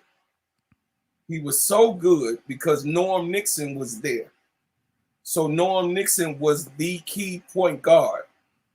But it was so obvious that this boy's court vision was as cold as it was because Nash came in playing a semi-two guard. He was not the point guard for the Lakers. Norm Nixon was the point guard, the senior point guard of that team, and that's Kareem Abdul-Jabbar was comfortable with Norm Nixon and Jamal Wilkes at the two. But when Madge came in and being paid the money that he was given, they say, no, he gonna be on the court. So what I'm telling y'all is that when you have a rookie that comes out and turns out the way that Angel turned out, you don't expect that type of transcendent talent to transcend right into pros the first year with the type of player that they thought Angel was. But they didn't realize that that girl was a straight up wolf, not just a dog. She was a wolf. She got it. She saw the weakness in the team. She saw what her edge could be. She was very popular. People liked her. People hated her more than she was liked. The hate talk was unanimous. So her name was everywhere. Her name was hated everywhere, and her name was liked everywhere. So when you come into a veteran team of bench warmers, bench champions, people that's you know what I mean, Dana Evans had a chip on her shoulder, hell yeah, because she was one of the ones like Diamond DeShields that had a chip. So therefore, they didn't like that. And it continued through the season. And then on a wedding, that's what I was going at Brooklyn yesterday, but I didn't get to land that plane. On a wedding came in and they like, wait a minute. And the wedding is a vet, but she's one of the younger players. So she started getting minutes because of her play. And that's the type of Coach Spoon was. You produce, you play. And by you producing, everybody's job is to be took. She was saying that in practice. They got film and footage how you practice It's in how you play, you will be in the game. So that was already understood before they even hit the court. But when they hit the court, being arrogant as a veteran, thinking that, like Dana Amber say, we can play this game. I can play this game. I know this game. We can play this game. She said it even in her last interview before her exit interview. So that was saying to say, I didn't deserve to be on the bench. She was a man in her agent, but she did not produce while she was on the court. Marina Mabry was also inconsistent when she was on the court. She didn't just get inconsistent when Chennedy Carter came. She was already inconsistent. The first game, she was hot. The second game, she was cool. The third game, she was cold. The fourth game, she was hot again. You understand? So I'm just telling y'all, for as minutes is concerned, the minute problem began with Angel Reese being a 7th pick, not waived, not coming off the bench, and getting the most minutes on the team, 32.5. She even averaged more minutes than Asia Wilson. Asia Wilson averaged 31.2 minutes per game. There you go, Brooklyn. I'm done. So y'all think Mabry was doing that on purpose also? Playing like that? Nah, I don't think none of them was playing on purpose, man. I think they was all just under. She was not playing. I think they was all just underperforming. Like all the vets underperformed this year, the whole year. So if you take a look at the beginning, I watched damn near every game, right? Right. So if you take a look at the beginning of the year when the vets were starting, they played themselves out of the rotation. It wasn't like Spoon just took minutes. That's why Dana irks me so much, because it's like, yo, you had an opportunity and you mad because you couldn't play your position. I don't want to hear she a 2 guard. You 5'6". You can't just be, unless you got AI talent, right? Unless you got undersized guard, like immense offensive skill, you can't be an undersized 2 guard. That don't make sense. So she's a point guard with scoring ability. She just forgot. She just don't know how to do the point guard part. So Spoon actually put her in a position to be successful. She played herself out of the lineup. Diamond played herself out of the lineup. And then Mabry was playing like Bro Claw said, inconsistent on but she wasn't playing like a leader. She wasn't playing like the star of the team. So she lost that position, right? She's still in the starting lineup, but she wasn't looked at as like the leader. You know, Angel would even, if y'all remember, see, people like to forget, people got short-term memories. Man, Mabry would never, Mabry would try to put on a fake face, but you could tell when somebody is bothered by something. Exactly. Maybe was missing a lot of free throws early in the season on multiple games. And she would put on her, y'all probably didn't watch it, but she'll put on her little TikTok while she was shooting free throws, talking about, look, guys, I could shoot. It was Angel going over to her saying, yo, we didn't lose the game because of you. Don't worry. Don't be in your head. It wasn't your fault. That was Angel going over there doing that. That's called the leader. That's why I said she was doing it the whole season. She probably got more comfortable in the middle of the season, but she was being a leader for everybody, the vets, for Camilla, for even the first game. Camilla got hurt in preseason. She didn't fall. I heard somebody one of the episodes before say she fell. What happened was one of those players pulled her arm. If you see the video, it's weird. It looked like they did it on purpose, but they put her arm out the socket, and that's what happened. But Angel was one of the first people to walk over to her and say, "Hey, yo, you all right? Stop moving your arm. You're gonna make it worse." Angel did that. That was in preseason. So Angel was being a leader for the whole team since preseason. You get what I'm saying? That's what I'm saying. And the vet. So at the end, and then Deli Dose. If you look at the end of the season, right when everybody got hurt, Chennedy was out, Angel was out, everybody was out. The vets was in there. Right. So if the vets really, you got the minutes you wanted. You could have stepped up and won some games. No, they was losing. And the games where they came in once the vets hit the bench, we would have like leads, or we would have like, good games. Once the vets came in, we would lose the lead with all veterans on the floor. No rookies on the floor, all veterans on the floor. We would start losing. So that's why I don't respect these veterans, because they talking out the side of their mouth and they talking about what they deserve and they ain't earn it. Right. And that we talked about that yesterday on Show's channel. That was the whole thing. Like they had a chance to step up. when everybody started getting hurt, the best players started getting hurt, they were put out there and they still didn't produce. Exactly. They ain't earn it. Like, But now they want to sit here and cry on online talking about. And another thing, I'm tired of hearing the bullying word. They didn't get bullied. So they trying to piggyback off of the racist fans and act like it was happening to them. They talking about basketball critiques. They mad because fans is like, you can't pass the ball. They calling that bullying. That's not bullying. That's critiquing.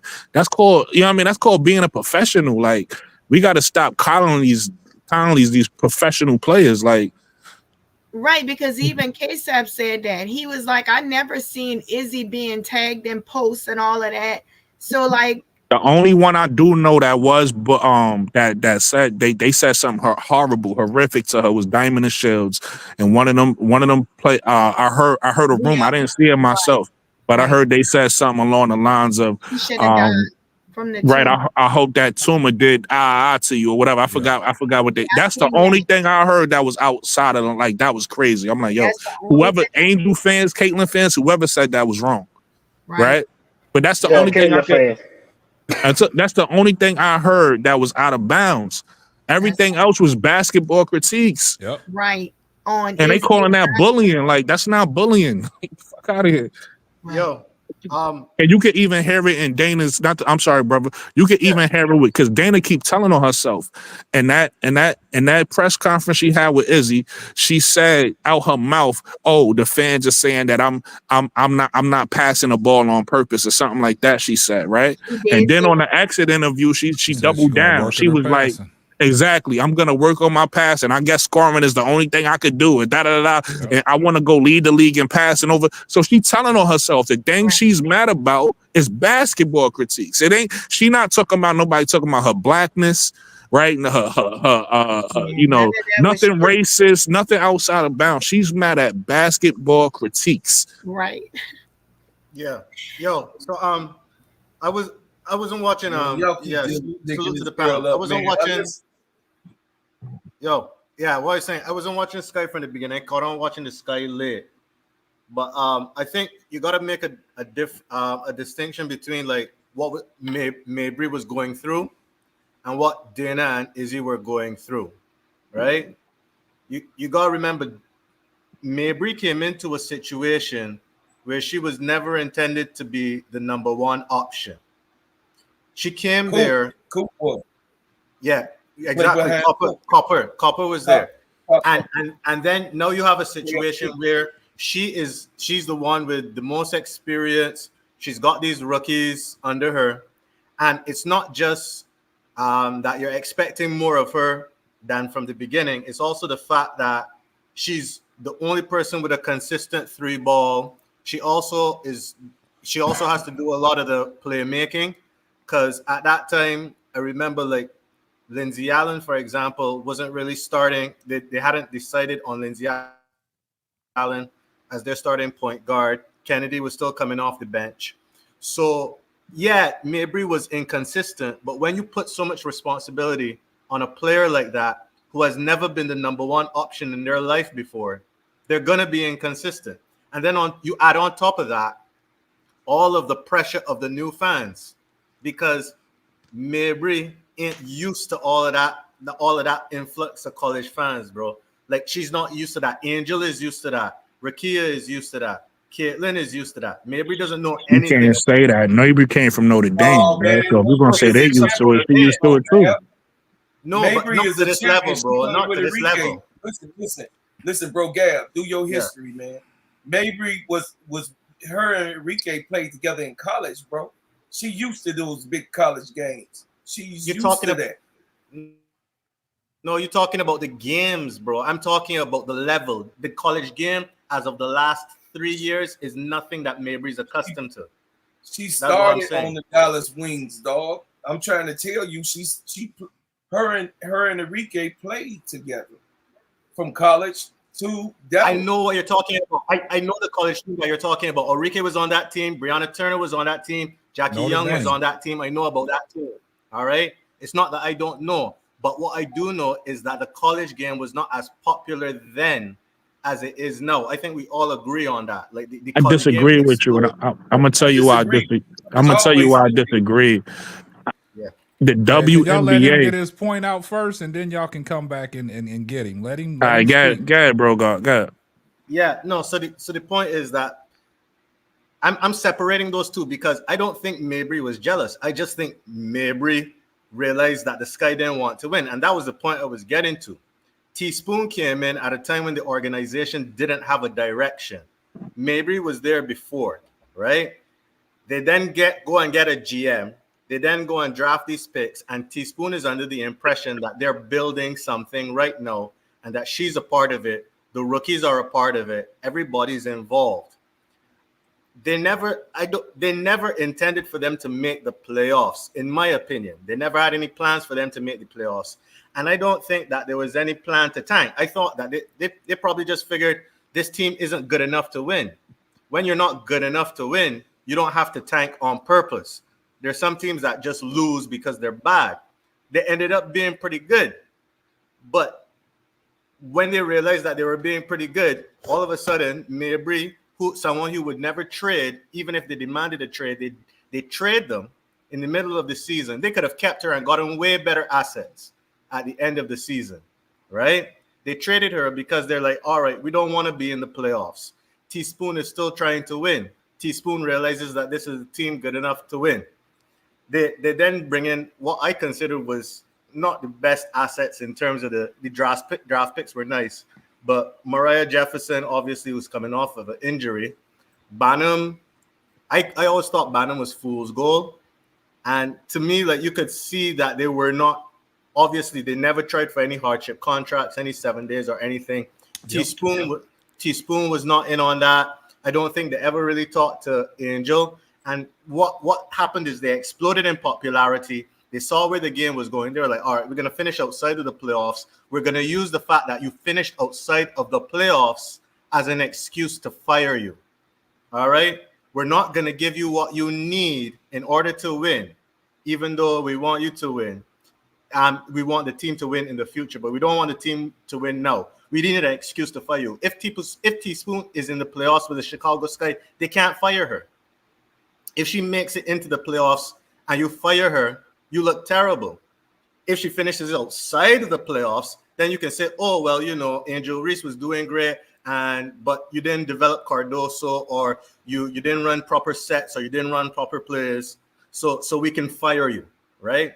That's what I think happened. That's what I saw happen. The organization was not a winning organization before the season. And then it turned out like, oh, maybe we could win. And they were like, wait, we don't want to win right now. Like, just cool it. Just take it easy, right? So they trade away their best playmaker and their three-point shooter in the middle of the season, right? Who wanted to leave, but they didn't have to let her leave. They just let her leave because it was convenient, right? And then all of a sudden the team starts losing. And then, I mean, they kind of got lucky too in a way, which is that Angel got injured. Because if Angel had stayed healthy, they probably could have made the playoffs. But they look at her injury and be like, all right, you sit out. We're not going to wrap this up. There's no reason to risk an injury. And they know they're going to lose. They out the playoffs, fire Teaspoon. Simple as that. K-Sap. Go ahead, man. K-Sap. Go ahead, man. I'm reading these comments. Can I say, okay. Go ahead, then Brooklyn next. Okay. I'm reading these comments. I'm laughing. Y'all go ahead. Okay, Gab. Look at this. Hey, Gab. Go Gab. Maybe requested a trade the third week of the season. Do you understand, to be traded anyway? That was just not something that just popped up. It's a process of trading a player. The player gave notification.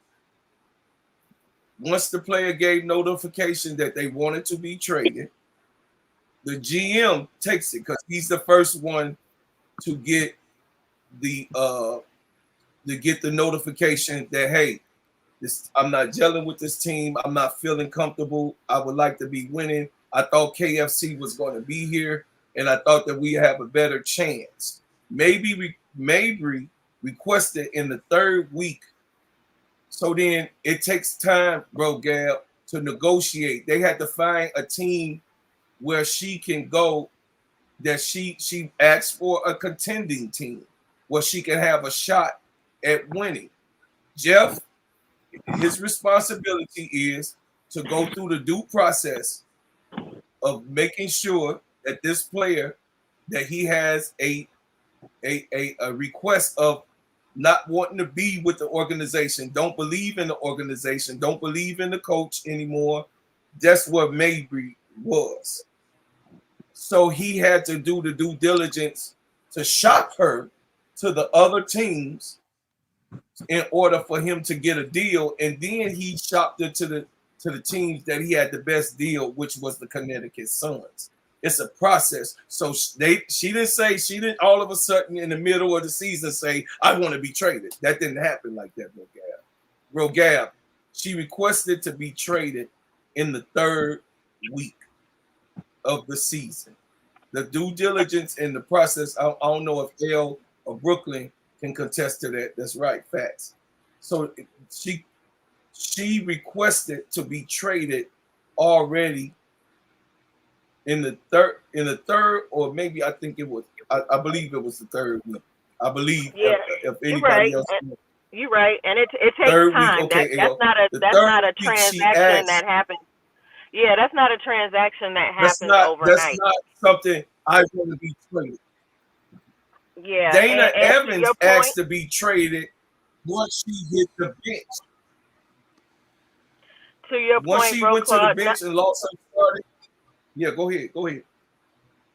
No, I'm sorry. Go ahead. To your point, Mabry asked for a trade early. That type of transaction doesn't happen overnight.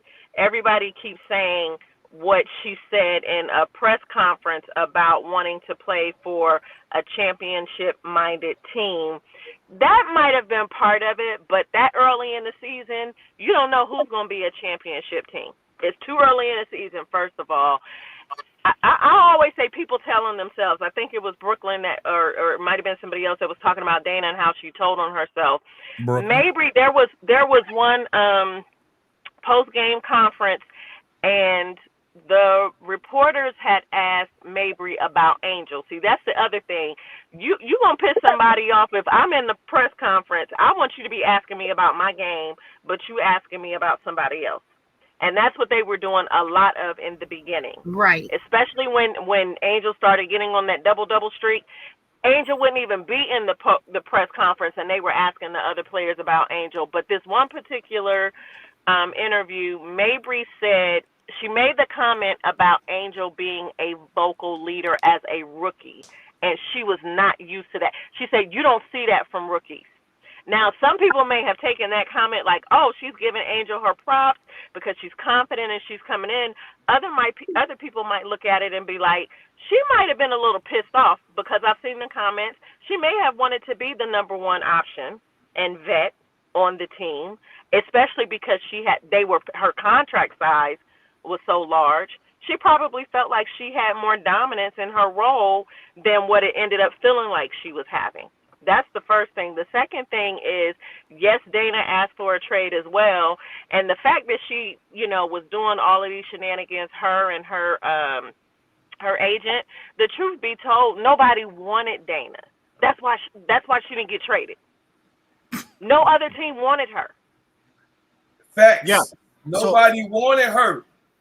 All right, hold on. Anything for Hold her. on, I'm still waiting to respond. I was told to wait, so I'm just waiting for everybody to go so I can speak. I just wanted I'm to being come respectful. back to the Mabry thing. Hold real on, quick. I never responded though. Oh, But yeah, do your go ahead. thing, bro. Go ahead. Now, all I was Nah, saying is go ahead, bro. about the timing of the trade. When you look back at the history of the W, right, they were talking about how rare it was for a player to be traded in the middle of the season. Not because players don't request trades, but because even though a trade might be requested, there's no benefit to a team to actually give in to the trade, right? Like, especially when you know that Mabry has another year on her contract and you can still trade her at the end of the season. There was no reason that Chicago Sky had to trade her. Like, she was still playing. She was still being professional. Yes, she was inconsistent, but the team was better with her on it than they were with her off of it. So the fact that they gave into that trade showed that it was an obvious plan that they didn't care about winning. That was the point I was making. Can I respond to that? Because they could have kept her. There are other players that would. Yeah, go ahead. Thank you. I disagree. I'm disagreeing. So the first point you made about the whole school thing, you got to realize there's certain schools with huge fan bases and certain schools with small fan bases. No disrespect to anybody who love the WNBA, because I'm a new fan. Some of y'all been here forever. The WNBA is not popular, but college basketball is popular, bro. So yes, it got even more popular when Angel Reese and Caitlin Clark did their thing. But it's certain schools like UConn, it's certain schools like South Carolina, it's certain schools like LSU, is certain schools like Notre Dame. That's popular, bro. So if you play for those schools, you play in front of big crowds, bro. So that's why I'm trying to tell you that Mabry she don't come from a small school.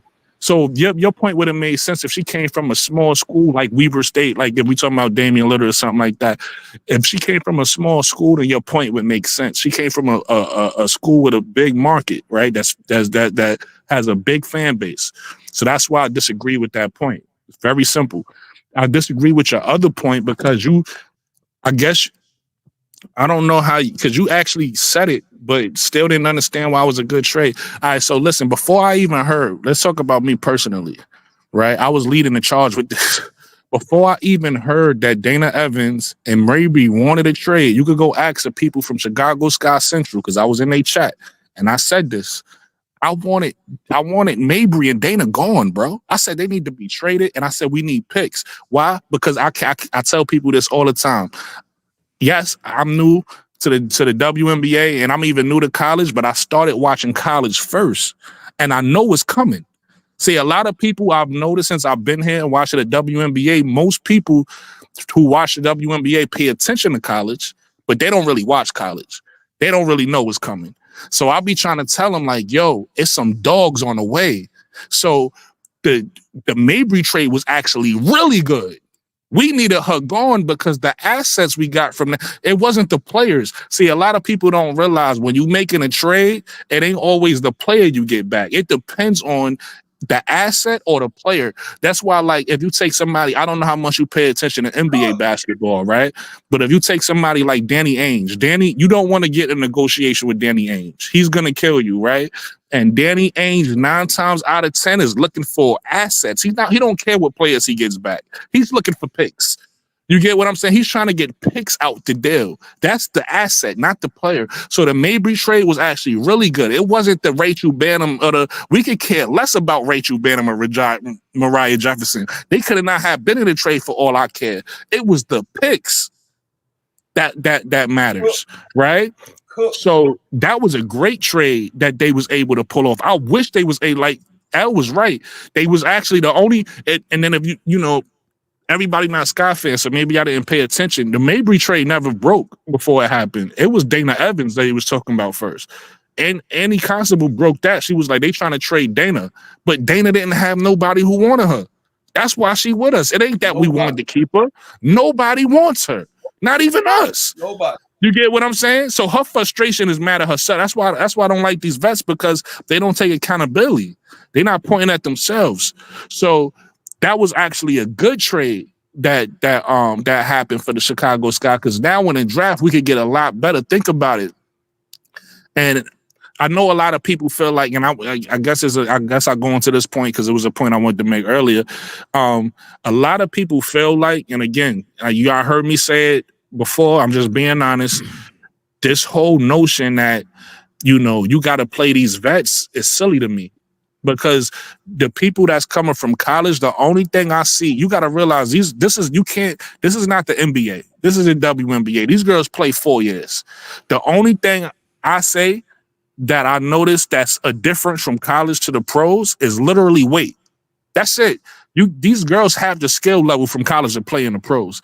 They might not have the weight to play in the pros at their position. That's the only thing that if I was in college, that's what I would tell them. Hey, listen, make sure you developing your skill set for the position you're going to play on the next level, and make sure you're the right weight, because the skill set is there. You get what I'm saying? So the picks we're going to get in Chicago is going to be somebody damn near as good as Mabry. To be honest with you, the third pick, that person is gonna be damn near as good as Mabry, and we also got another pick late in the first round. So it's almost like getting 2 Mabrys for one. That's a great deal. Do you realize that we got a chance to get Pow Pow from South Carolina, who's more consistent, who plays defense, and she could put the ball on the floor if she lasts to the 3rd pick? This is what I'm trying to tell you, bro, Gab. They got 2 picks in the 1st round, bro. That's money in the bank. I'm gonna be honest with you, bro, Claude. Tahina not going in top 3. She gonna be there around top 6, 7, and 8, but she not going top 3. Well, I'm just saying, from in the wind, I'm telling you, in the wind, they want to get. They got their eyes set on Pow Pow and the other 2 guard. She's come from a smaller market. You know what I'm talking about, Brooklyn. You gotta give me a hint. What's it?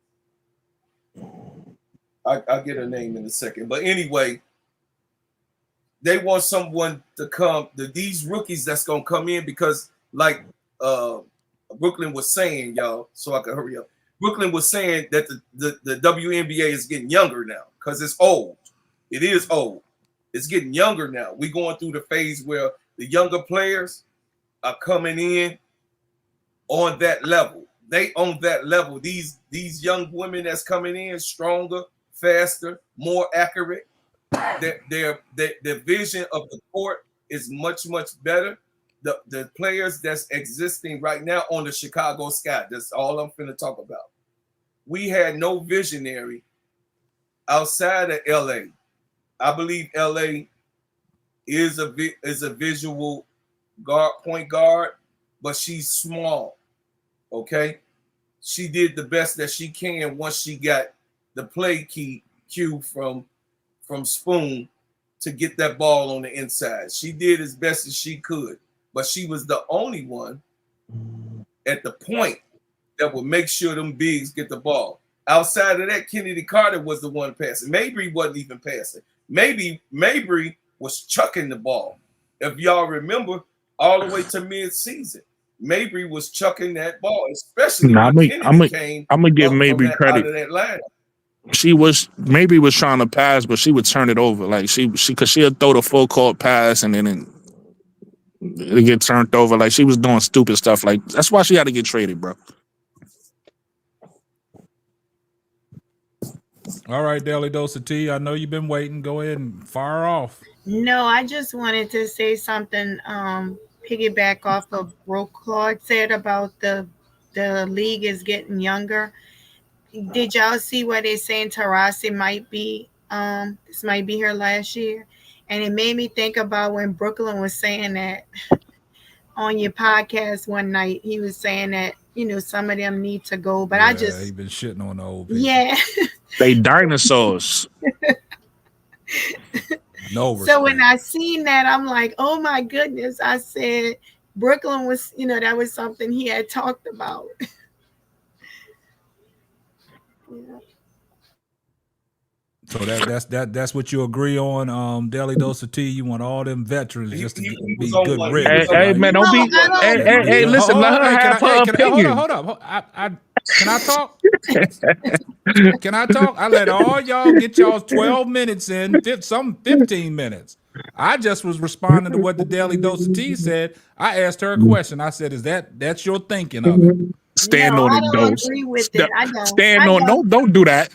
Don't do that. Don't let him bully you. Let her answer for herself. No, I don't necessarily agree with it. It just made me think about that when Brooklyn said that night. That was just something that came. So why'd you bring it up? I just brought it up just to talk about it because Bro Claude had talked about it. You see how I'm getting with it. You see that? Hey, don't stand down like Brooklyn said. Stand on what you stand on. Right.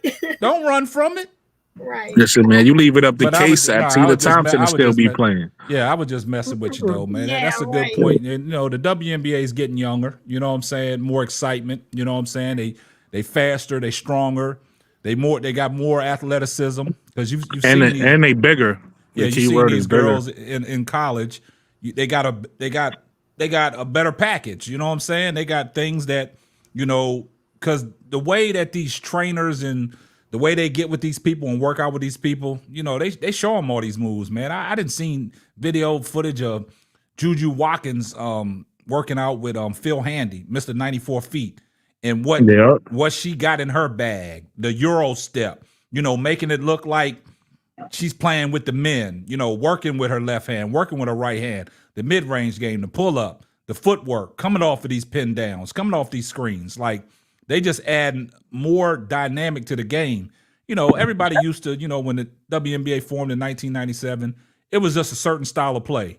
You know what I'm saying? But now it's more exciting to watch, you know what I'm saying? But we just got to watch ourselves when we, start just saying that certain people are the greatest thing since sliced bread. KSAP, you know who else worked with Phil Handy? Teaspoon. Yeah, Phil Over the Handy break. didn't work. Yeah, he didn't work with a lot of people. No. I'm not talking about on her game. I'm talking about the coaching. Over the break, they had a video come out where she was preaching defense with Phil Handy. That's why when people said she didn't have a philosophy, they sound crazy to me, because it was like his videos online that you can see she coaching. They're gonna spin their own narrative about Teaspoon, like, man. oh, she don't have an identity. This guy don't have an identity. Those are new basketball people, because anybody that knows anything about basketball, especially women's basketball, Spoon's whole identity was defense. Defense, yeah. And defense wins games and championships. But it's not going to happen in a silo in one season with a fractured infrastructure. It's just not going to happen. And I thought back to the basics you said in the chat about the chat. I need to put that back up. Fast. Hold on, where does it? Yes, about Unrivaled. I do believe that the whole Unrivaled League and the selection process and how that all played out, I do think that may have some impact on how some of these vets are acting, more specifically in the Sky organization, because that's almost like a sorority, but you don't have to pledge, because they think about it. Unrivaled is co-founded by two top WNBA players. They got major financial backing. They're guaranteed a six-figure salary. Part of their focus was to do this so that players wouldn't have to go out of the country to play. And they're being selected and touted as the best of the best in the league. So if you got veterans, and out of the 30 players, there's at least 3 rookies. You have vets that feel like. Go ahead. No, I'm about to piggyback off what you're saying, because you just made me think about something. Go ahead, I'm good. No, I'm saying you just made me think about something. Izzy's exit interview, she made it a thing to bring up what she's going after the season. She plays for Athletes Unlimited. So just how KSAP played the what's her name, Weatherspoon, and her tone of her voice, Izzy made it a point, now that you say that, to highlight, because they said, Izzy, what are you doing after you, for the off season? She said, yeah, I'm going to play for UA, and she kind of like made it a big deal, or whatever the case may be. So it's crazy you say that, because she might be salty about that, like, because UA's been out for a couple seasons now. Like, this Unrivaled thing is just starting. So she's like highlighting what she's going to do, as if like, is better than UA or whatever the case may be. Or better than Unrivaled, I should say. You better step it up. They better step it up. You better be, handling your business. I don't subscribe to the philosophy that professional players have to be working their whole entire off season. Arguably one of the greatest to ever do it in the game of women's basketball at this level, Aja Wilson, was just recently talking about what gives her edge during the season is actually taking time away from the game to find out who Aja is.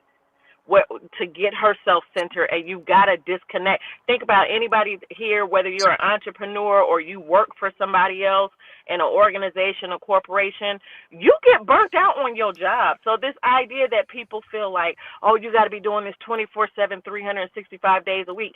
65 days a year is asinine. Right. You get better by taking away. You get better by stepping away from the thing, because then you can, look at things from a different perspective and grow. And if the WNBA is really serious, this upcoming draft, these next 2 drafts, man, it's some heavy hitters coming. And if the WNBA wants to be sustainable and really ride the coattails of this current draft class and what they've done, they're gonna have to make some investments, starting with sports psychology for all of these players, because there's no way in the world that these women are fully grown. Yes, they're in their 20s, maybe early 30s, and y'all talking about being bullied online. Log off. Right. They asked Diamond DeShields that. They said, how do you handle, they brought up the comments about the Caitlin Clark fans or whoever fans they were wishing her ill will, which was disgusting. And they said, how do you handle that? She said, I saw it. I had to take a day to really process it all. It was hurtful. She said, but then I just log off. I don't get on. I don't look at it. Right. Yep. She did say that. That's crazy, man. I gotta say something. I gotta say something, man. Bro Gad, man. Are you unmuted, Bro Gad?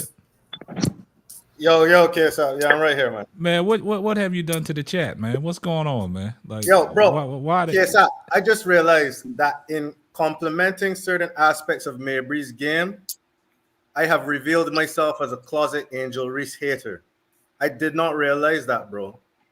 I just realized that in complimenting aspects of Marina Mabry's game, I have revealed that I am a closet Angel Reese hater. Someone pointed it out to me. They said that because I was complimenting Mabry, that means I'm an Angel Reese hater. I didn't realize that was the case. That's why I was laughing at the chat, man. That's why I was laughing. Bro. I apologize. Like they on your neck tonight, man. Like what is going on, man? You wanna know what's funny though? I understand why they saying that, and I don't think it's because you said that. I don't think it's because they right. But like when you was talking, I didn't get a chance to say this because I didn't want to talk for too long. But I felt like you was I felt like you overthought your comment, because you were saying some things that made sense, but you was trying to tie in the whole season. It was like 4 or 5 things that ain't have nothing to do with each other. And you like, yeah, and this happened and that happened. So I think you confused the chat. For real. I think you just overthought.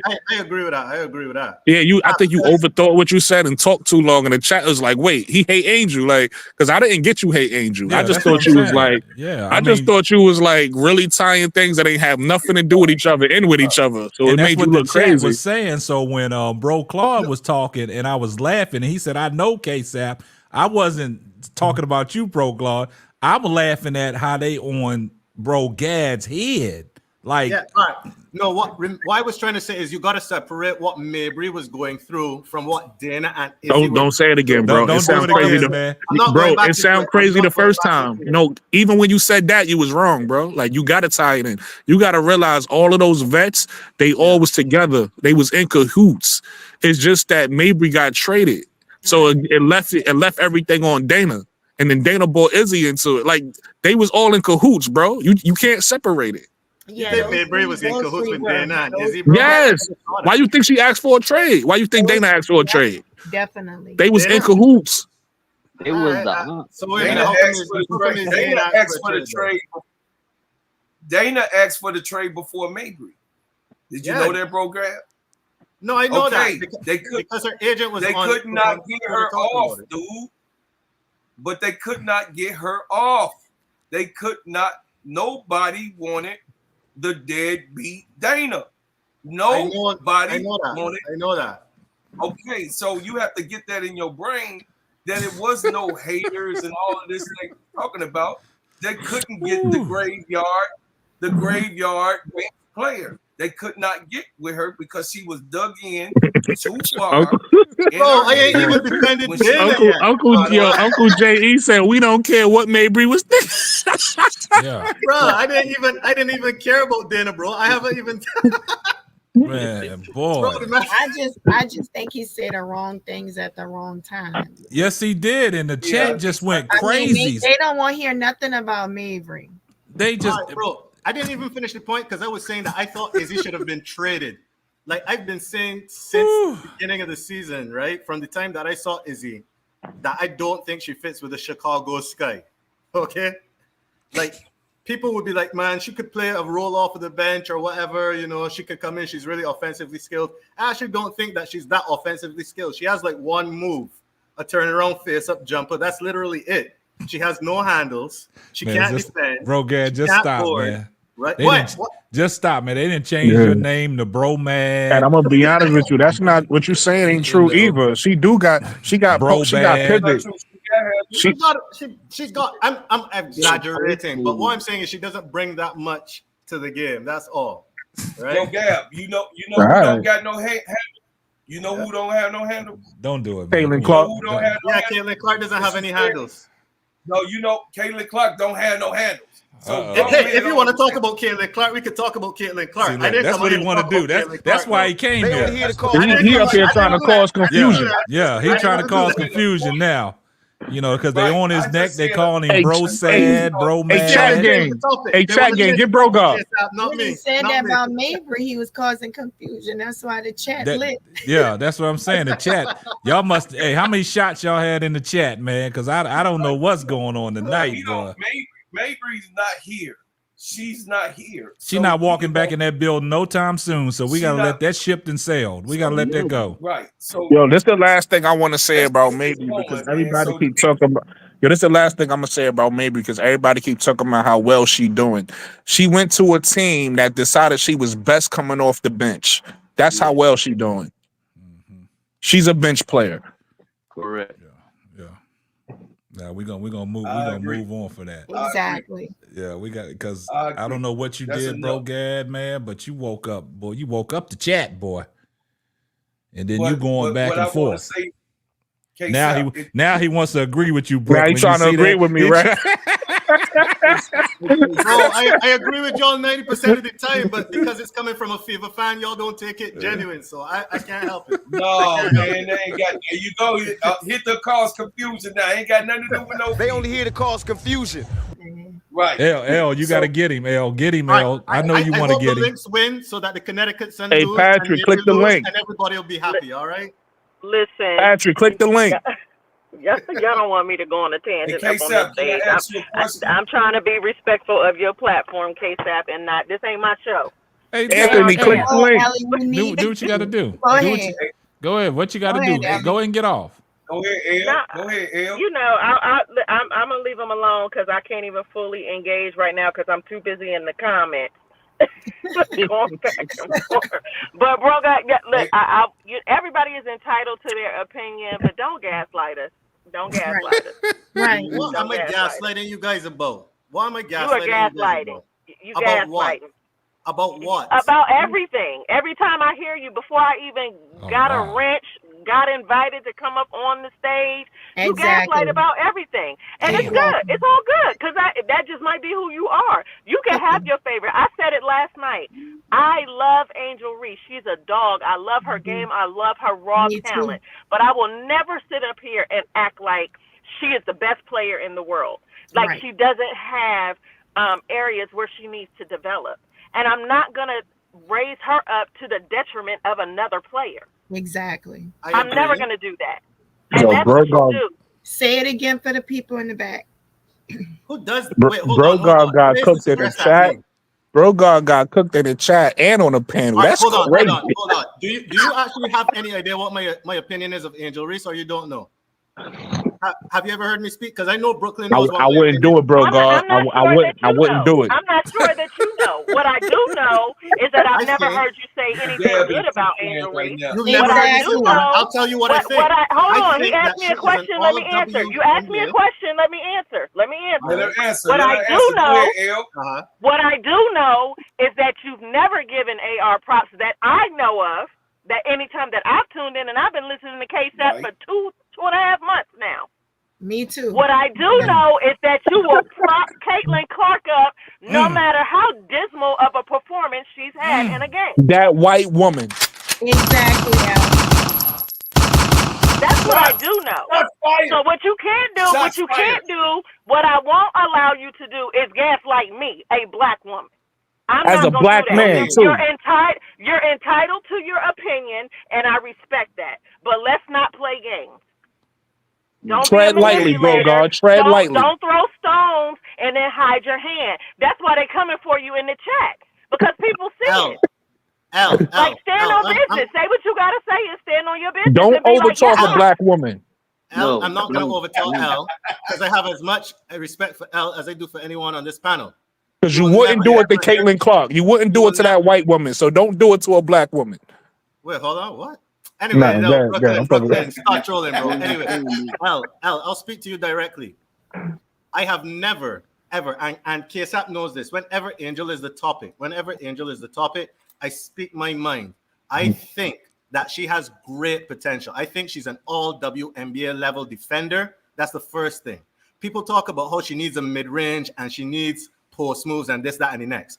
Literally, if Angel had better shot mechanics on her layups, she would be an automatic 20 and 10 player. She would be more dominant than she is already, offensively and defensively. That's my opinion of Angel Reese. I don't need to repeat that. That's the first time you shared it that way. That's the first time I can respect it. I've said that on this channel before. Like, I'm sorry. Over 20 people can't be wrong. Maybe you thought you said it that way. Yes, they can be because you see me as a Fever fan and you think I'm an enemy. That's the problem. I don't see you as a Fever fan. I see you as a Caitlin Clark fan. I like the Fever too, but I don't like the Fever because of Caitlin Clark. Exactly. Me too. No, he likes his girl is that ain't even my favorite player on the Fever. Right. This is all healthy. I like this. Yeah. We got good ratings tonight, baby. Aaliyah Boston. Aaliyah Boston is the best player on the Fever. Boston is his girl. His girl is Aaliyah Boston. So hey, guys, the ratings are through the roof, man. So y'all keep it up. The ratings are through the roof. That's what we need. Yeah, L, you got it popping now. I help you out on that one. L, his favorite player is Aaliyah Boston. Hey, bro, God. Hey, bro, Claude, help bro, God swim. He drowning. Help him swim. Help him get some air. For real, they're killing me out here. He gasping for air. L, go ahead and get that man CPR, man. Give him CPR. They're killing him. Somebody throw him a life This raft. is what I won't do. As a black woman, I'm not going to tear a black man down. As a woman, I'm not going to tear anybody down, but I'm also not going to allow anybody to gaslight me or other people. I'm gonna hold you to what you say. Stand on business. You said what you said. You are consistent with what you say. Own it. Now, bro, God, you heard what she said, right? Because Caitlin Clark would have seen you laying on the floor, threw her hands up, and walked to the bench. She said she's not gonna do that to you. Look. They in this chat already, they said I had a white wife. They don't know my baby mama's black, bro. They don't know my baby mama's black. They don't know my girlfriend. Wait, why she gotta be a baby mama? Because she black? Would you say that if she was a white woman? Nah, y'all can't be taking personal shots at him now. Y'all can't take personal shots at him. We're gonna keep it in the lines. Yeah. We gotta keep it in the lines. Don't throw personal shots at him. Y'all can get him in the chat, man, but no. He called her a baby mama. I didn't call her a baby mama. I'm saying respect that woman. Nah, somebody said his baby, if he got kids, his baby, is a white person. Oh no, I ain't on that. Let's keep the family out of it. I'm saying why she gotta be a baby mama? Why can't she be the mother of your kids? Oh, my apologies. My apologies. Respect that black woman. Mother of my daughter, because I respect black women. My mother's a black woman. How could I not respect black women? I came out of a black woman, bro. You know that. Hey, it's a whole lot of like that Ross lady. It's a whole lot of us that turns on us, bro, Gab, and we used to the Nat Turner effect. Nat Turner was turned on his own people, turned in by his own people. So it's like when you got by you being here currently, I could tell by your accent. The thing is, I don't know you personally, but what I'm saying is this: we got black women predominantly inside of this league, and as a black man, that sees these girls go out every single night, vets and rookies, and put up with the things that they have put up with over the last 28 years. I'm just saying that at this time, this point in America, in basketball, female basketball, the tides has changed. So we want sisters like Elle and the other sister to participate, because really, to be honest with you, we a bunch of men talking about a woman's league, and no one knows a woman better than a woman. Like nobody knows a man like a man knows another man, and we can all see it We coming. gotta pause that, bro, Claude. I don't like how that sounded. Oh man, please trust me. Look, bro. I got 8 daughters and It just no, I know. It's just the way it came out. I ain't like it. That's all. You good? You good? right. See, but the thing is, this is where I'm coming from, Brooke. I will try my best. Yeah. No, I will try my best. And this is not gaslighting. Hold on a second, bro, Gab. We got to get it straight, because me and K-Sap are veterans. So we men that train men. So when I come from that aspect, I've trained plenty men, thousands. And I know the men that's soft, and I know the men that's okay, and I know dogs. You got what I'm saying? And I know wolves. I know the wolves are different from the dogs. And I know dogs are different from the yo, bro, Claude, you're losing me, bro. Yeah, Claude, you lost me on that, man. Hold on a second. What I'm saying is, I'm sure Elle know where I'm going. I'm saying, because she laughing too. At this point, bro, Gab, I'm trying to help you just to get out of quicksand, and let that be gone. Let that subject be gone. Hey, Zap, give us another question. Man, yo, hold on. Let me say something real quick. Hold on. Let me say something, bro. Hold on. Make sure Hey, bro, guy. What my opinion of Angel Reese is. Hey, bro. Hold on, bro, guy. Hold on, bro, guy. Let me say something real quick. This is to the chat, because I'm having fun. I'm trolling at night. This is all fun and games. Bro Gad is my guy, y'all. I fuck with Bro Gad. I'm just messing with him. I'm seeing a lot of people, if you're gonna clown him, that's cool. But I'm seeing a lot of people, like K-Sap said, go out of bounds. I don't condone that. Nah, you can't do that, man. Bro Gad is like, that's my guy for real. I fuck with him for real. So when I'm joking on him, I'm just trolling. Some of y'all wilding though. Like, chill out. It ain't that deep. It ain't that deep. If you gonna crack a joke, get respectful. Some of y'all got chill. Hey, chat, hold on real quick. Hey, chat, y'all can crack a joke on him, but don't be personal. You know what I'm saying? Keep it. I mean, we having fun right now. We on the D block right now. Nah, we let having him know fun. that I'm used to getting cooked up here. Yeah, bro. I understand now, but we want to keep it respectful. Yeah, some people going out of bounds. They're I don't going like out of that. bounds on you. I don't condone that. That's why I'm sitting here looking at the sea. I can't keep up with this chat, man. This Because chat he's going too always deep. on the panel. He's always on the panel. So. Yeah. So we got to keep the main thing the main keep thing. the main thing. There you go. But it was funny when Elle was going on Bro Clyde, and then Deli Dose was ad-libbing. hey, look, Elle, I didn't know Elle had that in her, boy. But Deli Dose was like, me either. I didn't hear it either. I didn't know she had Don't let the Instagram pictures and videos fool you. See, look, we ain't even gonna go there. We know you all woman. We know you ain't AI generated. So you know what I'm saying. Don't let that stuff fool you.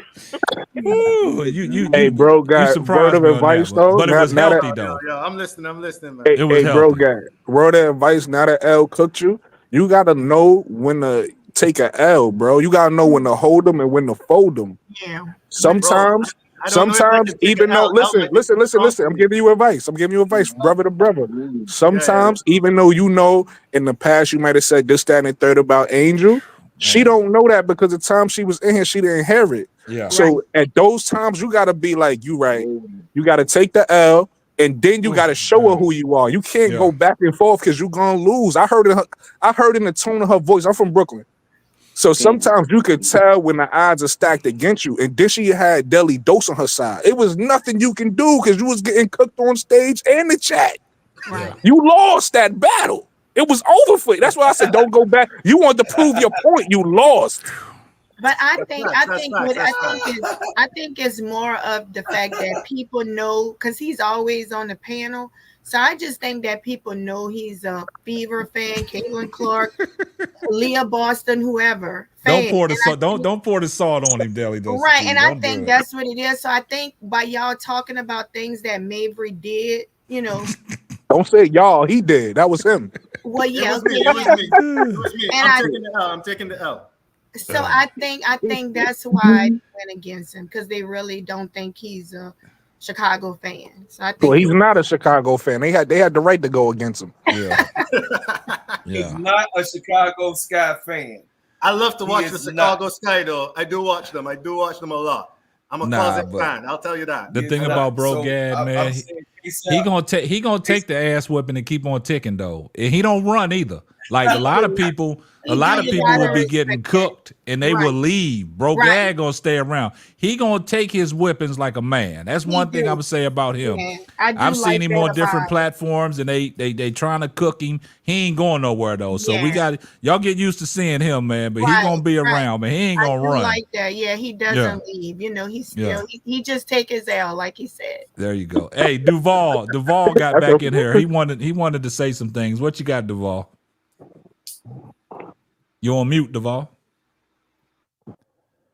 My bad. I was just being a fan of the show. I do want to ask, I guess Bogard, do you think did I say his name? I said his name right? Yeah, you said Nah, his you name good, right. bro. You good. But you came up here wanting to This ask him a show question. tonight. This Yeah, is your show, bro. I just want to ask him a question because he said Aaliyah Boston his favorite player, and I know he was critiquing Angel Reese, her game. So do you think Aaliyah Boston is better than Angel Reese right now? Of course, I think Aaliyah Boston is better than Angel Reese. What kind of question is that? Why? Huh? Why? Because she's impactful. She's more skilled offensively. Aaliyah Boston has legit post moves. Aaliyah Boston has a Euro step. Aaliyah Boston has a drop step. Aaliyah Boston can spin off the block. Aaliyah Boston can post up. Aaliyah Boston can play in the pick and roll. Aaliyah Boston didn't even play in the pick and roll last year. This year, she's playing the pick and roll, and her assists have gone up like by 2 or 3 a game, bro. She's actually, I would say that she's on par as a playmaker with Caitlin Clark and a better playmaker in the half-court set than Caitlin Clark. Aaliyah Boston is this close to being a complete player and literally MVP level in the league. She literally only needs like 1, maybe 2 more years before she gets there. Okay. And she can rebound as well. She's not Angel level of rebounding, but she can rebound as well, and she can block. Angel Reese cannot protect the rim. Oh, you No really hate. say No that? hate. Just being Duval, real. Duval, Yes, sir. I got him, Duval. I got him. You got Once him. again, You got him. bro, Gab. You sticking up for people that ain't never won nothing. Once You talking again, about Aaliyah Boston? Caitlin Clark ain't won nothing. Aaliyah Boston won something. Aaliyah Boston didn't win.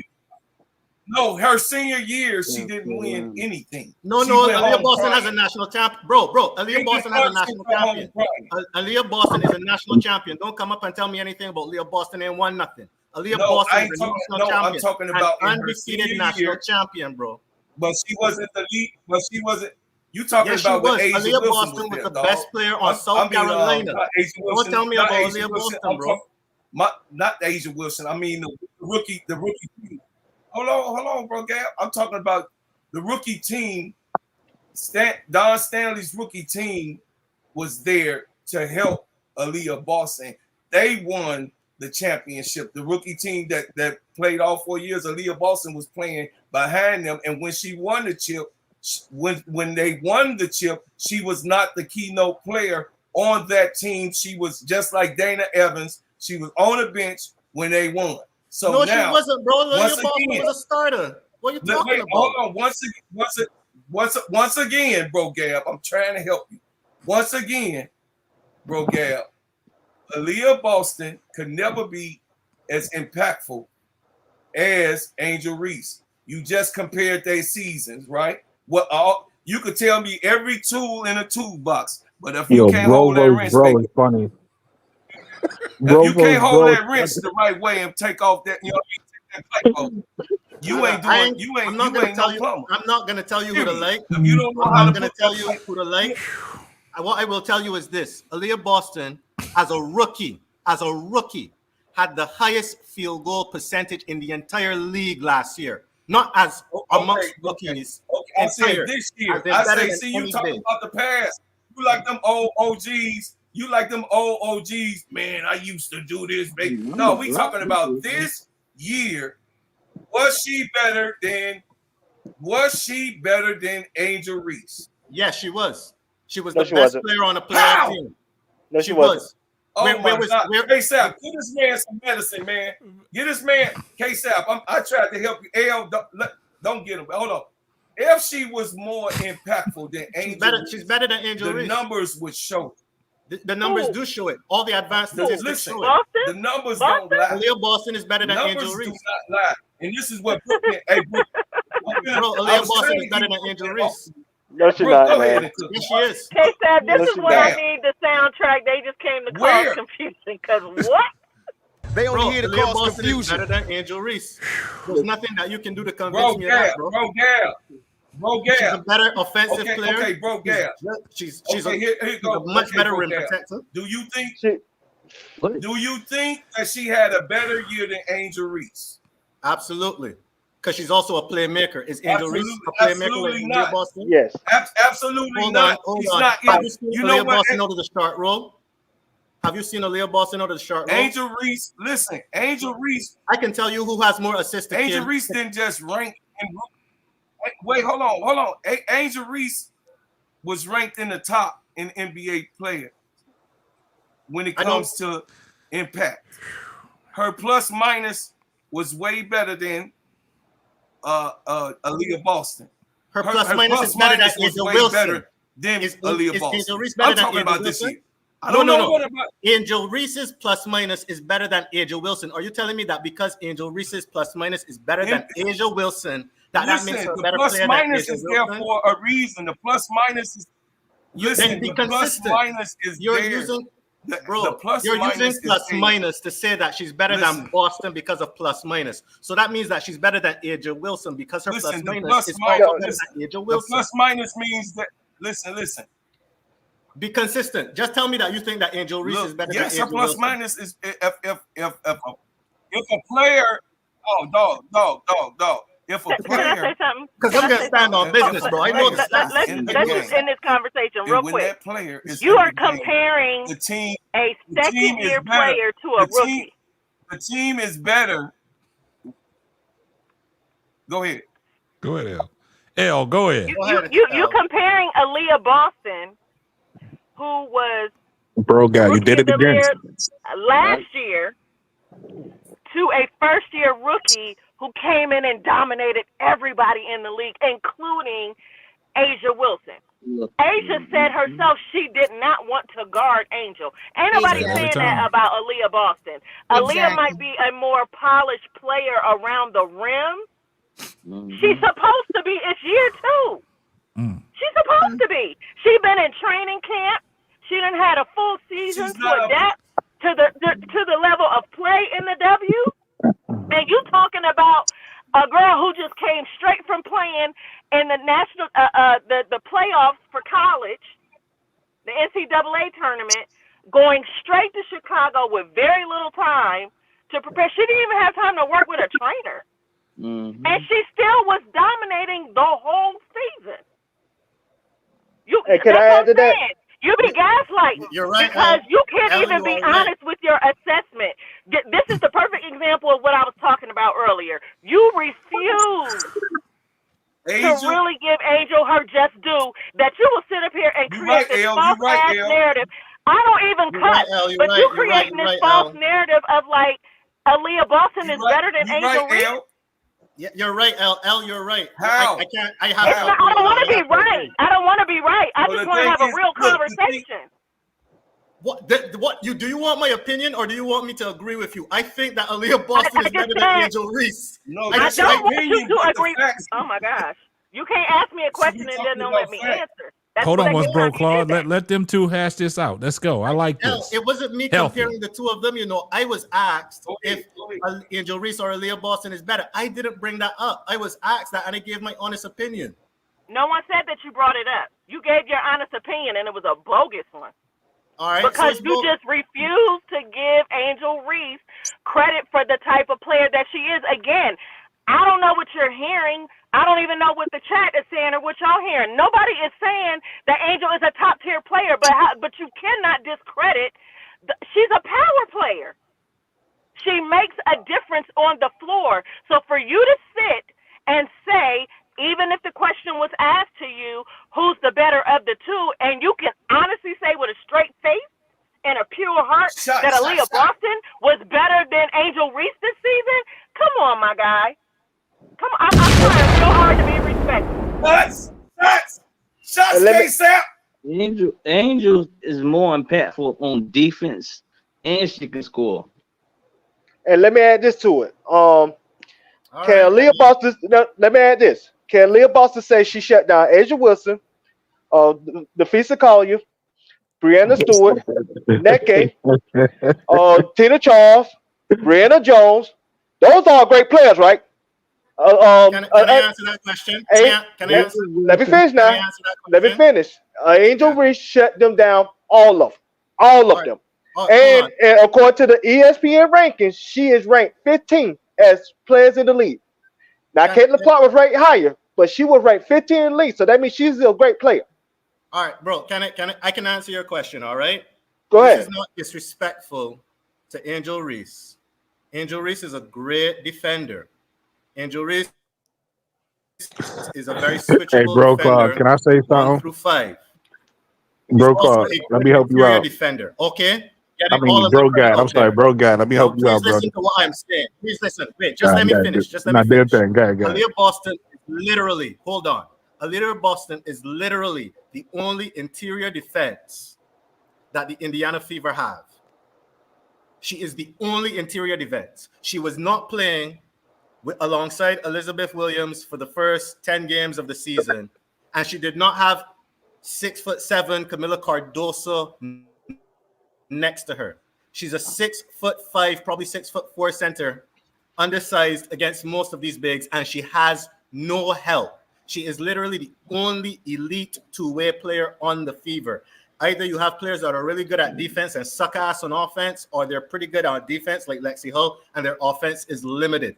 Aaliyah Boston has to do both, and she is their only good interior defender. She has no help. So it's going to be a little bit easier for Angel. What? Kelsey Mitchell is trash, right? Kelsey She's not Mitchell trash. can defend and she can shoot. Kelsey Mitchell is We're not talking about Kelsey. We're not talking about Kelsey Mitchell. They talking about Aaliyah Boston. Go ahead and finish. Go ahead, Cook. Go ahead. Talking about interior defense. So the point I'm making is that she doesn't have help as an interior defense. The Chicago Sky front court is better defensively than the Indiana front court because the Chicago Sky have Camila Cardoso and Angel Reese. Indiana just has Boston. That's all. All right, real quick, man. Let me address something real quick. I'm gonna let y'all go. Hold on just 1 second. Hey, man, shout out to one of my newest members that just joined the channel, man. Shout out to Michael Pinnell. Hey, I appreciate that, man. All right, y'all go ahead. Hey, Seth. All I was telling the brother was, I'm gonna let you cook it, bro. I want your help anyway. But all I'm saying is, bro, is that I gave me and L gave you a simple question. A simple question was, who do in that position fear playing against Aaliyah Boston? Nobody. She get cooked by everything. Brittany Griner can't wait to go to the Fever and play against Aaliyah Boston. Yo, bro, if y'all think Angel is better than Yo, Aaliyah, bro, I'm not guy. gonna argue this anymore. Yo, Okay, yo, bro, guy. Yo, made bro, my guy. point. You should have let me speak a long time ago. Look, so It's a funny. You go ahead It's a because funny Angel is thing. 6'3". I mean, Angel Look, is 6'3", dog, and look. I she was going to out. touch like I on can't that. even have a favorite I was player going to make anymore, that bro. point. Angel Listen, Reese is 6'3", you bro, got a Gab, super and chat. she You got a out super sticker. rebound Aaliyah Boston. Hold on once. Shout out to MR She for the out $5 rebound super them sticker. offensively and defensively.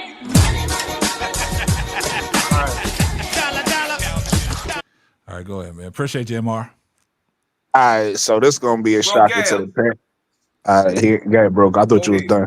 I'm done, bro. No, all of a sudden a broke car. So this Don't gonna throw be the a shock. towel in, man. It's a shocker to the panel. What I I was actually saying was, I can't. again what broke I was car. saying was, she out rebounds Aaliyah Boston on both sides of the court. She out defensive. Listen, she plays better defense than Aaliyah Boston. Yes, Aaliyah Boston is clean cut around the rim. She should be. She's now in her second year of playing against these girls. She should be better, but she's not a better impactful player. An impactful player means that when Asia Wilson sees Aaliyah Boston as barbecue chicken, but when she comes against Angel Reese, she like, oh man, y'all want me to stick her? Nah, You want me to stick Bo. her? Nah, Bo. When she see Angel Reese, she said, "I need some aspirin," because she don't want to deal with that. All right, so I'm Absolutely. y'all ain't done. Got it. Finish. Now go ahead, cook Brooklyn. Oh, I can talk. I can talk now. All right, cool. Yeah, go ahead, Go cook. ahead, youngin. Go and get him. Here's gonna be a shocker to the panel because I actually agree with Bro Guy, but Oh, I just think he was explaining himself the wrong way, right? So I think L and I think Bro Card made the most sense, and I think Bro Guy didn't really understand how to explain himself, right? Because if we talking about right now today, yes, Aaliyah Boston overall is a better player. But like Elle said, she should be. She's in the second season, right? And like I think Bro Claude attested to that. Angel still haven't reached her ceiling yet. Obviously, I feel like when Angel reaches her ceiling, she's gonna be the better player. But there's certain things that Aaliyah Boston has that Angel doesn't have right now that she's gonna develop, like that mid-range jump shot, that three-point jump shot. Aaliyah already has that. You get what I'm saying? And as far as what you were saying, though, bro, guy, you're wrong about the playmaking. Yes, so I'm gonna give you credit. Aaliyah Boston right now, because I actually looked it up. A lot of people don't realize this. I think over the course of the season, if I read it correctly, I might be mistaken, but I think Aaliyah Boston got more assists than Caitlin Clark too. Because no, not assists. Kelsey Assists. Mitchell. No, She has more no. What I was saying, I misspoke. What I was saying was Aaliyah Boston has a better assist to turnover ratio than Caitlin Clark does, which is crazy. She does. Which is crazy. Your center has a better, and everybody talk about how great Caitlin Clark is at passing, but the center has a better assist to turnover ratio. That's crazy. But again, that goes back to what I just said. We haven't seen the final version of Angel yet, because if you know the final, if you hold on, brother. Your problem is you don't stop talking. That's why you get cooked. Let me help you out. Just listen to me for a second, right? I apologize. Let me help you out. You've been getting cooked all night. I'm agreeing with you. Yeah. We haven't seen the final version of Angel yet, right? So if you know, again, a lot of people, WNBA fans pretty much focus on WNBA, but when you pay attention to what Angel was doing in college, where she was comfortable at, the type of IQ play she make with passing is on a different level because she still has that point guard brain. You get what I'm saying? So to say that Angel can't pass, like or isn't a playmaker like Aaliyah Boston is false. You judging a rookie who came into a league who basically made a lot of rookie mistakes. The same way she had a great season and she broke records, she also made rookie mistakes, right? So right now today, Aaliyah Boston is the better player, but I think Angel has a higher ceiling. I ain't got any problem with that. Hey. Yeah, but that's not how you explained it. You was trashing Angel. See, this is the I was not problem. trashing Angel, Hold on, bro. Claire. She Here's the can't problem. protect the rim. She Hold up, can't. hold That's up. what you was doing, bro. Here's the problem. Here's the problem and everything that Bro Gad said, right? And I think this is the problem L has with Bro Gad. Because when they asked him a question, Duvall asked the question, who do you think was the better player, Aaliyah Boston or Angel Reese? So his whole soliloquy was saying every good thing Exactly. Aaliyah Boston does, and Well, then nothing. shitting on Angel Reese. Exactly. Like minimizing her.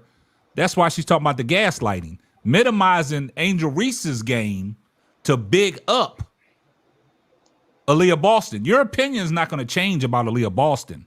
But when your opinion don't change, you don't have to automatically just say, Angel can't do this. She can't do that. She can't do that. That's the problem. That's the problem. That's the problem that people have with you, Bro Gad. I see it because I've listened to it in other chats. Shit, you done lost case. Nah. I'm just saying. I'm joking. I'm just keeping it real, and that's her point. It's like you're like when people get in these debates about different players, your opinion don't have to change about the player you're supporting, but don't minimize that other player to gaslight that other player To make the point because your opinion is not going to change. Right. Michael Jordan is the greatest basketball player to ever play the game. My opinion is not going to change on that. But what these Michael Jordan fans do, everything that LeBron does, they minimize it. Your opinion is not going to change. Yeah, your opinion is not going to change about Michael Jordan. It's already set in stone. And that's what Caitlin Clark fans do, and that's the problem. And that's the problem we had all year long. That's the problem we had all year long when we talking about Caitlin Clark fans. They could never just say Angel Reese is a great ball player. They always had to find something negative to go outside of bounds to talk about Angel Reese to big up their player, right? So when I say this, all I'm saying, Bro Gad, is when you're making a point about your player and you're standing on business, you don't have to say Angel can't do this. She has a terrible layup package. She can't protect the rim. Your opinion is going to be your opinion. And if you would just say it like that, people would understand it better. But the reason why they take and battle you and try to cook you is because the way you present your case. That's the issue. And I just want to add one more thing because I forgot to say this when I was Hold on one second. let me just say this real quick. I'm sorry.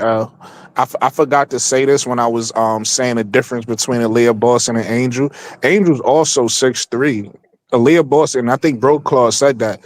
Aaliyah Boston is 6'5". So when you start talking about, Aaliyah could protect the rim and Angel can't, she's a whole 2 inches taller than Angel. And can I add this real quick, please? When it comes to protecting the rim, the reason why Angel don't have to do that is because when you try to dribble on her, you can't. She'll rip the ball from you. So you really can't get to the rim on Angel. So she don't have to be that shot blocker that you want her to be. That's just not something that's needed from her when she could defend you from the point guard position to the center position. That's what makes her great on defense. And that's another thing that Aaliyah can't do. But hold on, because Elle was saying something. I want her to. Let Elle and then we go to you, Bro Gad. What were you saying, Elle? I was just saying thank you for so eloquently recapping what I was saying. Yes, I can yell. I had somebody coming at me in the chat telling stop screaming. Why are you screaming? It's hard to try to talk when you have multiple. You wasn't screaming. You didn't scream. No, don't let them. Don't listen to the chat. The chat be trolling. It's cool though. I'm good. You know, I can stand 10 toes down on it. But no, that's all I'm saying. And this is not about slandering Aaliyah Boston. I actually love her as a player. It was the way that you presented your position. And I'm not going to say it anymore. It's just what K-Sap just said. That's the only point that I was making with what I was saying. You can lift up your favorite player and edify them and speak about how much you love their game and the impact that you feel like they've brought to the game and to the league without minimizing another player. There you go. Yeah, I want to apologize. I just want to make this apology real quick. I didn't realize that was what I was doing. It's certain players that when I talk about them, I speak about them with passion. Yeah. Well, I tried Go to ahead, help you. bro. You ain't let me listen. I kept saying, "Let me help you." Bro, Gab. Hold on. Let bro. He was Okay, bro, talking. Gab. Hold Okay, on, bro. Claude. so here Hold go up. the facts. Hold up, bro. Claude. Hold on, Right. just 1 second. Let So the, bro Gad finish so everybody can get their point in. Go ahead, bro Gad. Finish.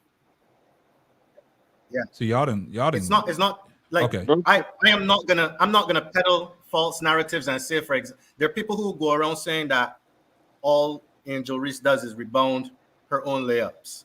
You'll never hear me say that. All right. There will be people who will say garbage, right? Like Angel Reese can't defend, she can only rebound. You'll never hear me say that. If you ask me about a player like Aaliyah Boston, I will point out all of the things I think are good about her that I think that Angel Reese still needs to work on. Now you don't have to do that. That's what you don't have to do. Yeah, that's where you go I wrong. understand that now. I understand that now, and I will modify how I speak about player comparisons going forward. Right? I get where you're coming from. I see. Let's keep the main thing the main thing. When they ask you the question, you should have just kept it about Aaliyah Boston. There you go. I thought it was a Drop comparison. the mic. Nah. Hey, Because drop the mic, Dose. Deli Dose. Hey, Daily Dose, you said that I'm sorry, perfectly. I apologize. That's all right, bro. Hey, bro, Gad, don't do that to us, man. Don't get all mushy and shit. Don't do it. Do not do it, man. He has been getting beat up a lot. But don't get mushy on us, man. Keep being you. But sometimes you just got to go back and just, rethink about some of the things you say before you just start flying off. You know what I'm saying? But I understand where you're coming from. Right. Your position with Aaliyah Boston is strong. Okay. Keep it about Aaliyah Boston. You don't have to when he talk about comparisons, all you had to do was say, yeah, I think Aaliyah Boston is a better player. And you didn't have to say no deficiencies about Angel Reese to make your your comparison. There you go. And look at the Bray side, bro. Guy, I agree with you. So, you didn't expect that. I agree with you. He could have said, even if it was a comparison. Here we go, though. So he could have said, well, I just think, Aaliyah Boston is a better player. He didn't have to say all the negative stuff about Angel. That's the problem that people have. There it is. Right. That's the problem that people have, not with just him, but these comparisons. And that's the problem that the Caitlin Clark fans had, because they didn't expect Angel Reese to do the things that she's doing. So now she's getting compared with her, and they didn't like that. So now they're going to slander her to death as much as they can to big up Caitlin Clark. Right. That's how it was. And they both had historical seasons. Exactly. Both Caitlin and Angel. And if anybody tell you that Angel Reese can't play defense, they don't know basketball. This woman is a top 10 defensive player in basketball. She will make the all-defensive team this year. Watch when it comes out. And she actually talked about it on the podcast, how she loves to defend the best player on the team. And she says she liked to keep their with the stats. Keep them under their average. Yeah, she liked to keep them under their average. She talked about bro that. Claude, let me ask you a question, bro Claude. And she's a multi-positional defender. Bro Claude, let me ask you a question. What did Pat Riley say? Bro Claude. No rebounds. No rings. There you go. So Aaliyah Boston in 2024 scored 14 points, averaged 8.9 rebounds, 3 assists, and 0.9 steals. Angel Reese, you ready, bro, Gab? Okay, Angel Reese averaged in her rookie season in 2024. She averaged 13.6 points, 13.1 rebounds, 1.9, meaning she got the same amount of assists. She's 1 assist short than Aaliyah Boston. She got averages two assists a game, 1 block, and 1.3 steals. So who had a better season? And she always defend the better player. Are you asking me who had the better season? I'm saying by what the numbers say. What the numbers say, Angel Reese had a better season, and she was the leading rebounder of the whole NBA in a rookie season. And Aaliyah Boston won Rookie of the Year. So that was enough. If Angel Reese was not here with Caitlin Clark, let's go. If she was not here with Caitlin Clark, Angel Reese would have also so-called. Let's do it. And then she didn't even play the last, how many games she didn't play? 4 or 5? 4? 6. She didn't play The last last 6. 4 games? No, she didn't play So her last 6. last 4 games, she didn't even get to finish her whole season. But this is Aaliyah Boston's whole season. And she did not out-rebound her. Hey, look, check this out, man. We're gonna stop. Ron, We're gonna get off this. We're gonna I move don't on really from do this. stat comparisons, you know. Yeah, we're gonna move on from this. I We're don't gonna really stop. do stat Hey, comparisons. check this out, man. Dead in the water. Okay, Hey, it's dead in the water now. Yeah, it's dead in the water, man. We're gonna move on from this. We got past this. He like who We know the position that he stands, and we just, told him this is the problem. We got that corrected moving forward. But look, man, we 3 hours in, man. We got to go to final thoughts, man. We had a great show tonight, but we got to go to final thoughts, man. Y'all got to go to bed, man. Look, go ahead, Duvall. What's your final thoughts? I just want to say thank you for allowing me to be on your platform, man. I love talking WNBA basketball. I'm a Angel Reese fan. I'm a Chicago Sky fan. Like I said, she's one of the best defenders in all the basketball, and I just appreciate what she brings to the table. Thank you for having me. Hey, man, appreciate the ball. Good call. All right, what we got? Marcus? You probably sleep again. What's going on? I ain't sleep again, man. Shoot, the women coming strong now. Yes. That was nice going back and forth. I was just sitting back here like, damn, they really didn't know what they're talking about. Marcus, what you drinking tonight, man? What you drinking? I ain't drinking nothing. Oh, okay. You sleep dozing off, man. 1 eye open, man. I'm a little bit sleepy, but them women was coming hard, going hard, standing the ground, 10 toes down. I like that. Yeah. But my final thoughts. Damn. I'm gonna talk about Angel Reese. She, to me, people might not think she's like the greatest player ever or great this season, but to me, she's been the most impactful player this season, even more impactful than Cece, because all around she's doing more things for her team. Cause she guards, she scored her little points, and for a big man, a power forward guarding on the perimeter, that's crazy. She guard 2 through 5, even the point guard position. Mm-hmm. So I like that out of her. Give her 2 more years. When she get that jumper, man, she'll be scoring 20 and 12. That's all I got to say. Man, appreciate you. Good call. All right. Let me go to Bro Gad, man. Let me get your final thoughts, man. Yo, what are my final thoughts? What did you learn today, bro? Now I'm fucking with you. Yo, I learned a lot today, bro. I learned a lot today. I'm gonna have to rewatch the live after we're done and take some notes. I think Yeah, that's the gaslighting. Now I'm fucking with you.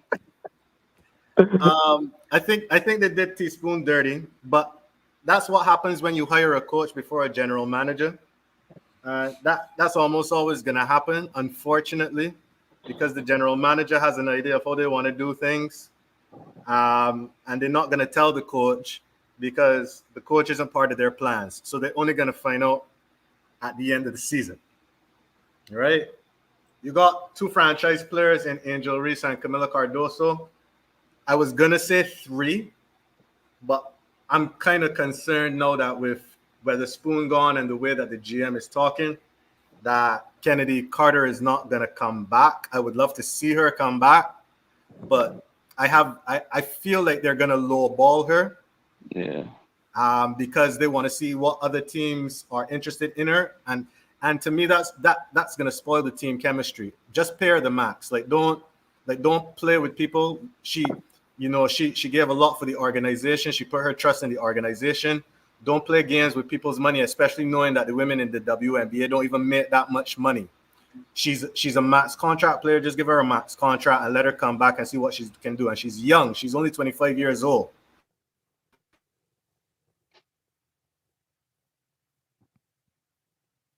Really like to see the court. Like, I'm not a Chicago Sky fan, but I want to see the Chicago Sky compete because I like good basketball, right? I do not want to see crappy teams. I do not want to see teams full. I do not want to see franchises that are just mucking about and just like money laundering for owners. So I really do want to see the Chicago Sky succeed. Not better than the Fever, never better than the Fever, but I want to see them playing. He ain't learned his lesson.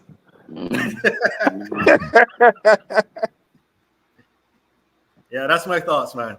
Man, hey, bro, Gab, man, much love, much respect as always, man. You know they gave you a hard time tonight, man. But sometimes you just gotta take it on the head, man. Just take it on the head, man. Take the L. That's just it. take the L, move on, man. We can't win every battle. Yeah. What you got, Brooklyn? So I got a couple things. One, I'm gonna say, I think KSAT with this show is gonna have fun with the YouTube shorts. That's one. That's one. Two, hey, bro, guy, here's the bad news. You know they got a replay gang, right? I hope they don't cook you in the comments, bro. Oh yeah. People comment when if they don't comment on the live chat. Once the video goes up for the replay, they'll come in and comment. Exactly. That replay gang. I hope you might. Yeah, they might have to get you. Yeah. And then if they do, I'm gonna make a whole list of it and I'm gonna post them on the next live for y'all to read them. Yeah. So yeah, that's that. Also, I want to say, this is pertaining. Broke Guy just actually made me think about this with his closing thoughts. If the WNBA is smart, they will have to make Chicago competitive, because if the Chicago Sky and Indiana Fever had the highest ratings when they was meeting each other, fighting to get in the playoffs, can you imagine what it's gonna do for the WNBA if they'd the one with the Aces and Liberty are right now, the one in, obviously, the Aces is the 4th seed, but still top team versus top team. Yeah. That'll do wonders for the WNBA. So if the Chicago Sky is smart and they make the right moves and the WNBA is smart, they're gonna make sure, those two teams can I know the WNBA do their playoffs differently than the NBA. Can they both could meet in the finals, right? With the way the layout is. It depends on how they do it. It's not an East and Western. Yeah, I'm saying it's not an East and Western thing like the it's NBA. the rankings, It's the rankings. Yeah.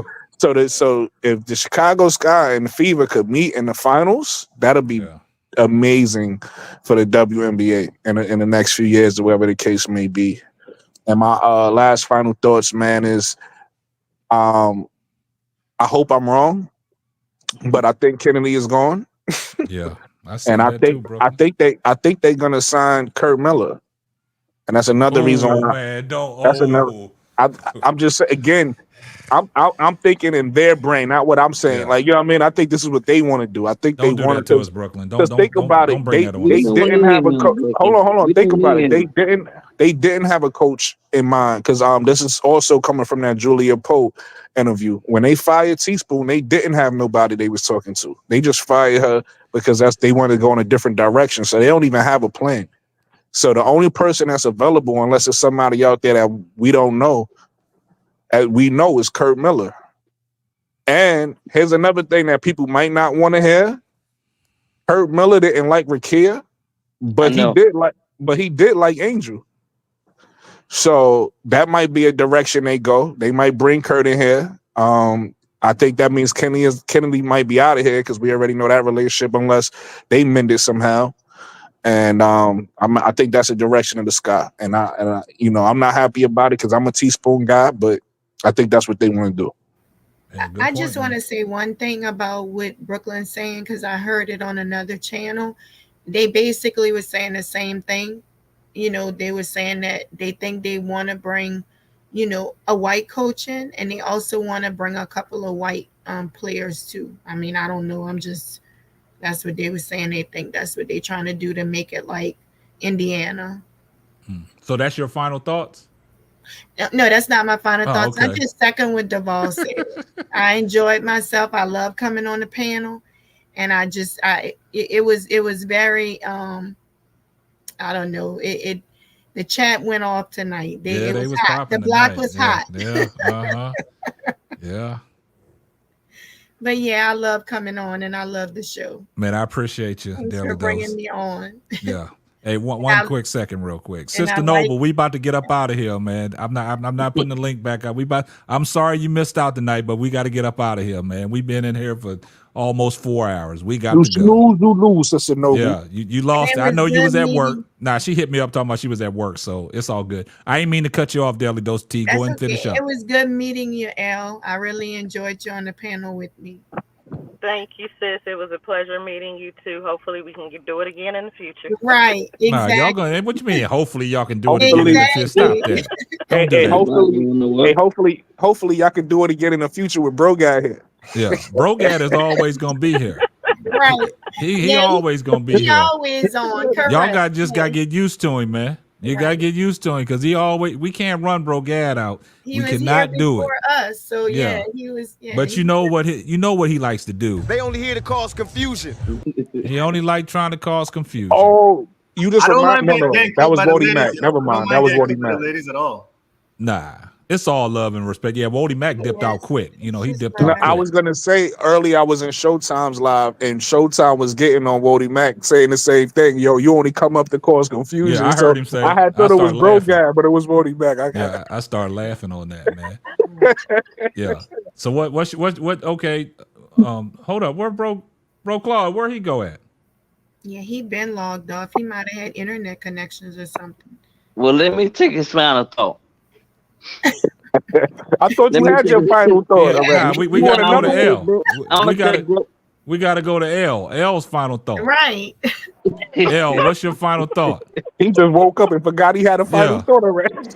No, I was trying to take Broger at right. Oh God, Brooklyn is crazy. Oh, hold up. Final thoughts. First and foremost, as always, paying respect to the host and the creator of this show and this platform, KSAP. You are a true gentleman. We appreciate you. I appreciate you for giving us space to share our voice and have these very passionate, heated conversations and exchanges. It's all in love. I don't think that anybody is up here with ill intentions and trying to, be disrespectful to anybody. It can be a very spirited conversation, and we can have differences of opinions. That's what makes being in America, where we can have freedom of speech and talk about things that we're passionate about, even if we don't see eye to eye, as long as we're keeping it respectful. Yeah. I'm always going to be here for that type of discourse. Now, my final thoughts in terms of the conversation at hand: you don't have to be a fan of the sky, but if you are a true, pure fan of the game of basketball, everyone should be concerned with and watching what the Chicago Sky organization does, because it can set a dangerous precedent for the rest of the league. If you are bringing in coaches, rookie coaches, you already know where they stand. First of all, let's get some things in place. Don't hire a rookie coach if you don't have a GM in place already. Yeah. That's completely on the Sky organization. I don't know why they did it that way, and we may never know. But if you're about business, you got to think from a business perspective, and that was a dumb business move. Nate Tibbetts had a better roster and didn't get fired. Yeah. Look at what's her name? That's the coach over at Dallas Wings. Their Yep. record was dismal, And and she was here too, if I'm not Absolutely. mistaken. Look at the Mystics. And as far as I know, she's not gone anywhere. So that's what I'm saying. Absolutely. There's a lot of undertones, potential undertones. I'll say, I don't want to accuse anybody of anything, but there are a lot of potential undertones to this situation that are very dangerous, and we just have to be watchful and see. This is where I agree with Brogad, and then also with Brooklyn. It's going to have an impact on the Sky organization, the players. Mm-hmm. And you're not only messing with these women's money and their livelihood, but their mental. If you want to put the best product on the floor, you got to take care of your players. And the way that they did this, whether you think that Teaspoon should have been let go or not, it just wasn't right. The way that they handled it wasn't right. Yeah, absolutely. And that speaks volumes. Exactly. No free agent, I don't care who you get to coach, people are going to be reluctant to consider the Sky as a place to call home. Correct. If you want top talent, it's going to be really difficult to sell that. Yep. So we all got to just pay attention, and you know, I'm looking forward to, hopefully we get some answers. If not, you know, if you're just a true fan of the game, be a true fan of the game and keep it honest, and let's keep each other honest. That's it. I love y'all. I appreciate y'all. Thank you for the love in the chat.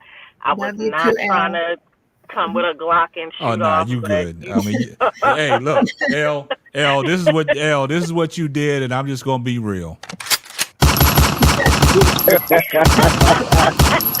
I mean, we just got to keep the main thing the main thing. You was shooting off shots tonight. You was unloading, but it's all good. But listen, bro, Gag deserved it though. Let's not forget that. Right. Yeah. He deserved every shot he got because I gave him some too. I just agreed with him we on ain't his got last nothing but point. love for you, L. We got nothing but love for you, bro, Gad. But my final thoughts, man, like I always say, man, I appreciate everybody that came up on the panel. A lot of people missed out. For some reason, man, I had 10 people on the panel at once, man. There was more people trying to get the message kept popping up. The panel was full. So, I mean, like I said, when I hit the link, y'all got to hit the link, man. Y'all wait too long. If y'all want to get in, you got to get in because y'all know when I drop the link, people are going to come up. So I appreciate everybody that came up on the panel. Respect to everybody that was on the panel. Respect to Bro Gad. We had Marcus, Daily Dose of Tea. I appreciate you coming up on the panel tonight. L, you bring a different dynamic. I could go on and speak for days, but I'm going to keep it short. I ain't got to say nothing about Brooklyn. Y'all done heard my whole spill about Brooklyn every last live show, so I ain't got to, gaslight him no more and big him up. Y'all already know what Brooklyn brings to the table. Marcus, I don't know what happened to Bro Claude. I don't know where he went. We had Duvall, a new person on the panel tonight. Duvall, he came in here, he sparked up some, heated debates and stuff, and that made L get that what's that AK or the sawed-off rifle off her hip and start firing. So, you know what I'm saying? The Slim Reaper, yeah, that's who he is. But I appreciate everybody that tuned in. The chat was on fire tonight. Appreciate everybody supported the channel tonight. Let me just say one thing for you close it. Well, two things for you close it out. One, if your chat is full and you need space, just let me know. I'll drop down. That's one. And then two, I think tonight's show was dope because if you remember yesterday's show, it was kind of serious. Mm-hmm. And today's show was like real jokey. Yeah. So I just think the contrast of that was dope. I just wanted to say those two things. Yeah, man. But yeah, if you need me to drop down, just let me know. Anybody, just let us know if it gets full and you need space. We definitely will drop down so other people can come on. I know. I need my ladies to stay. The ladies to stay. I'll drop that because I come back whenever, but I'll drop down if it gets full. Because Brooklyn know how to maneuver in and out of the I go in the chat and troll. Yeah. So like I said, man, I appreciate everybody. Salute to everybody, man. Y'all enjoy the rest of y'all's evening, man. Let's get ready for this football tomorrow. And hey, y'all have a great one. And the playoffs. Yeah. We'll be back. We'll be back. Yeah, the playoffs. All right, have a good night, everybody. All right. Good night. All right, good. All right. All right, man. I appreciate everybody tuned in, man. But that's going to wrap up another episode of the Simply Ball Dropping Podcast. I'm your host and the man behind the mic, K-Sap. We're going to catch you on the next one. Deuces. Thanks for listening to the Simply Ball Dropping Podcast. Be sure to subscribe, like, and share on all major platforms. That's all, folks.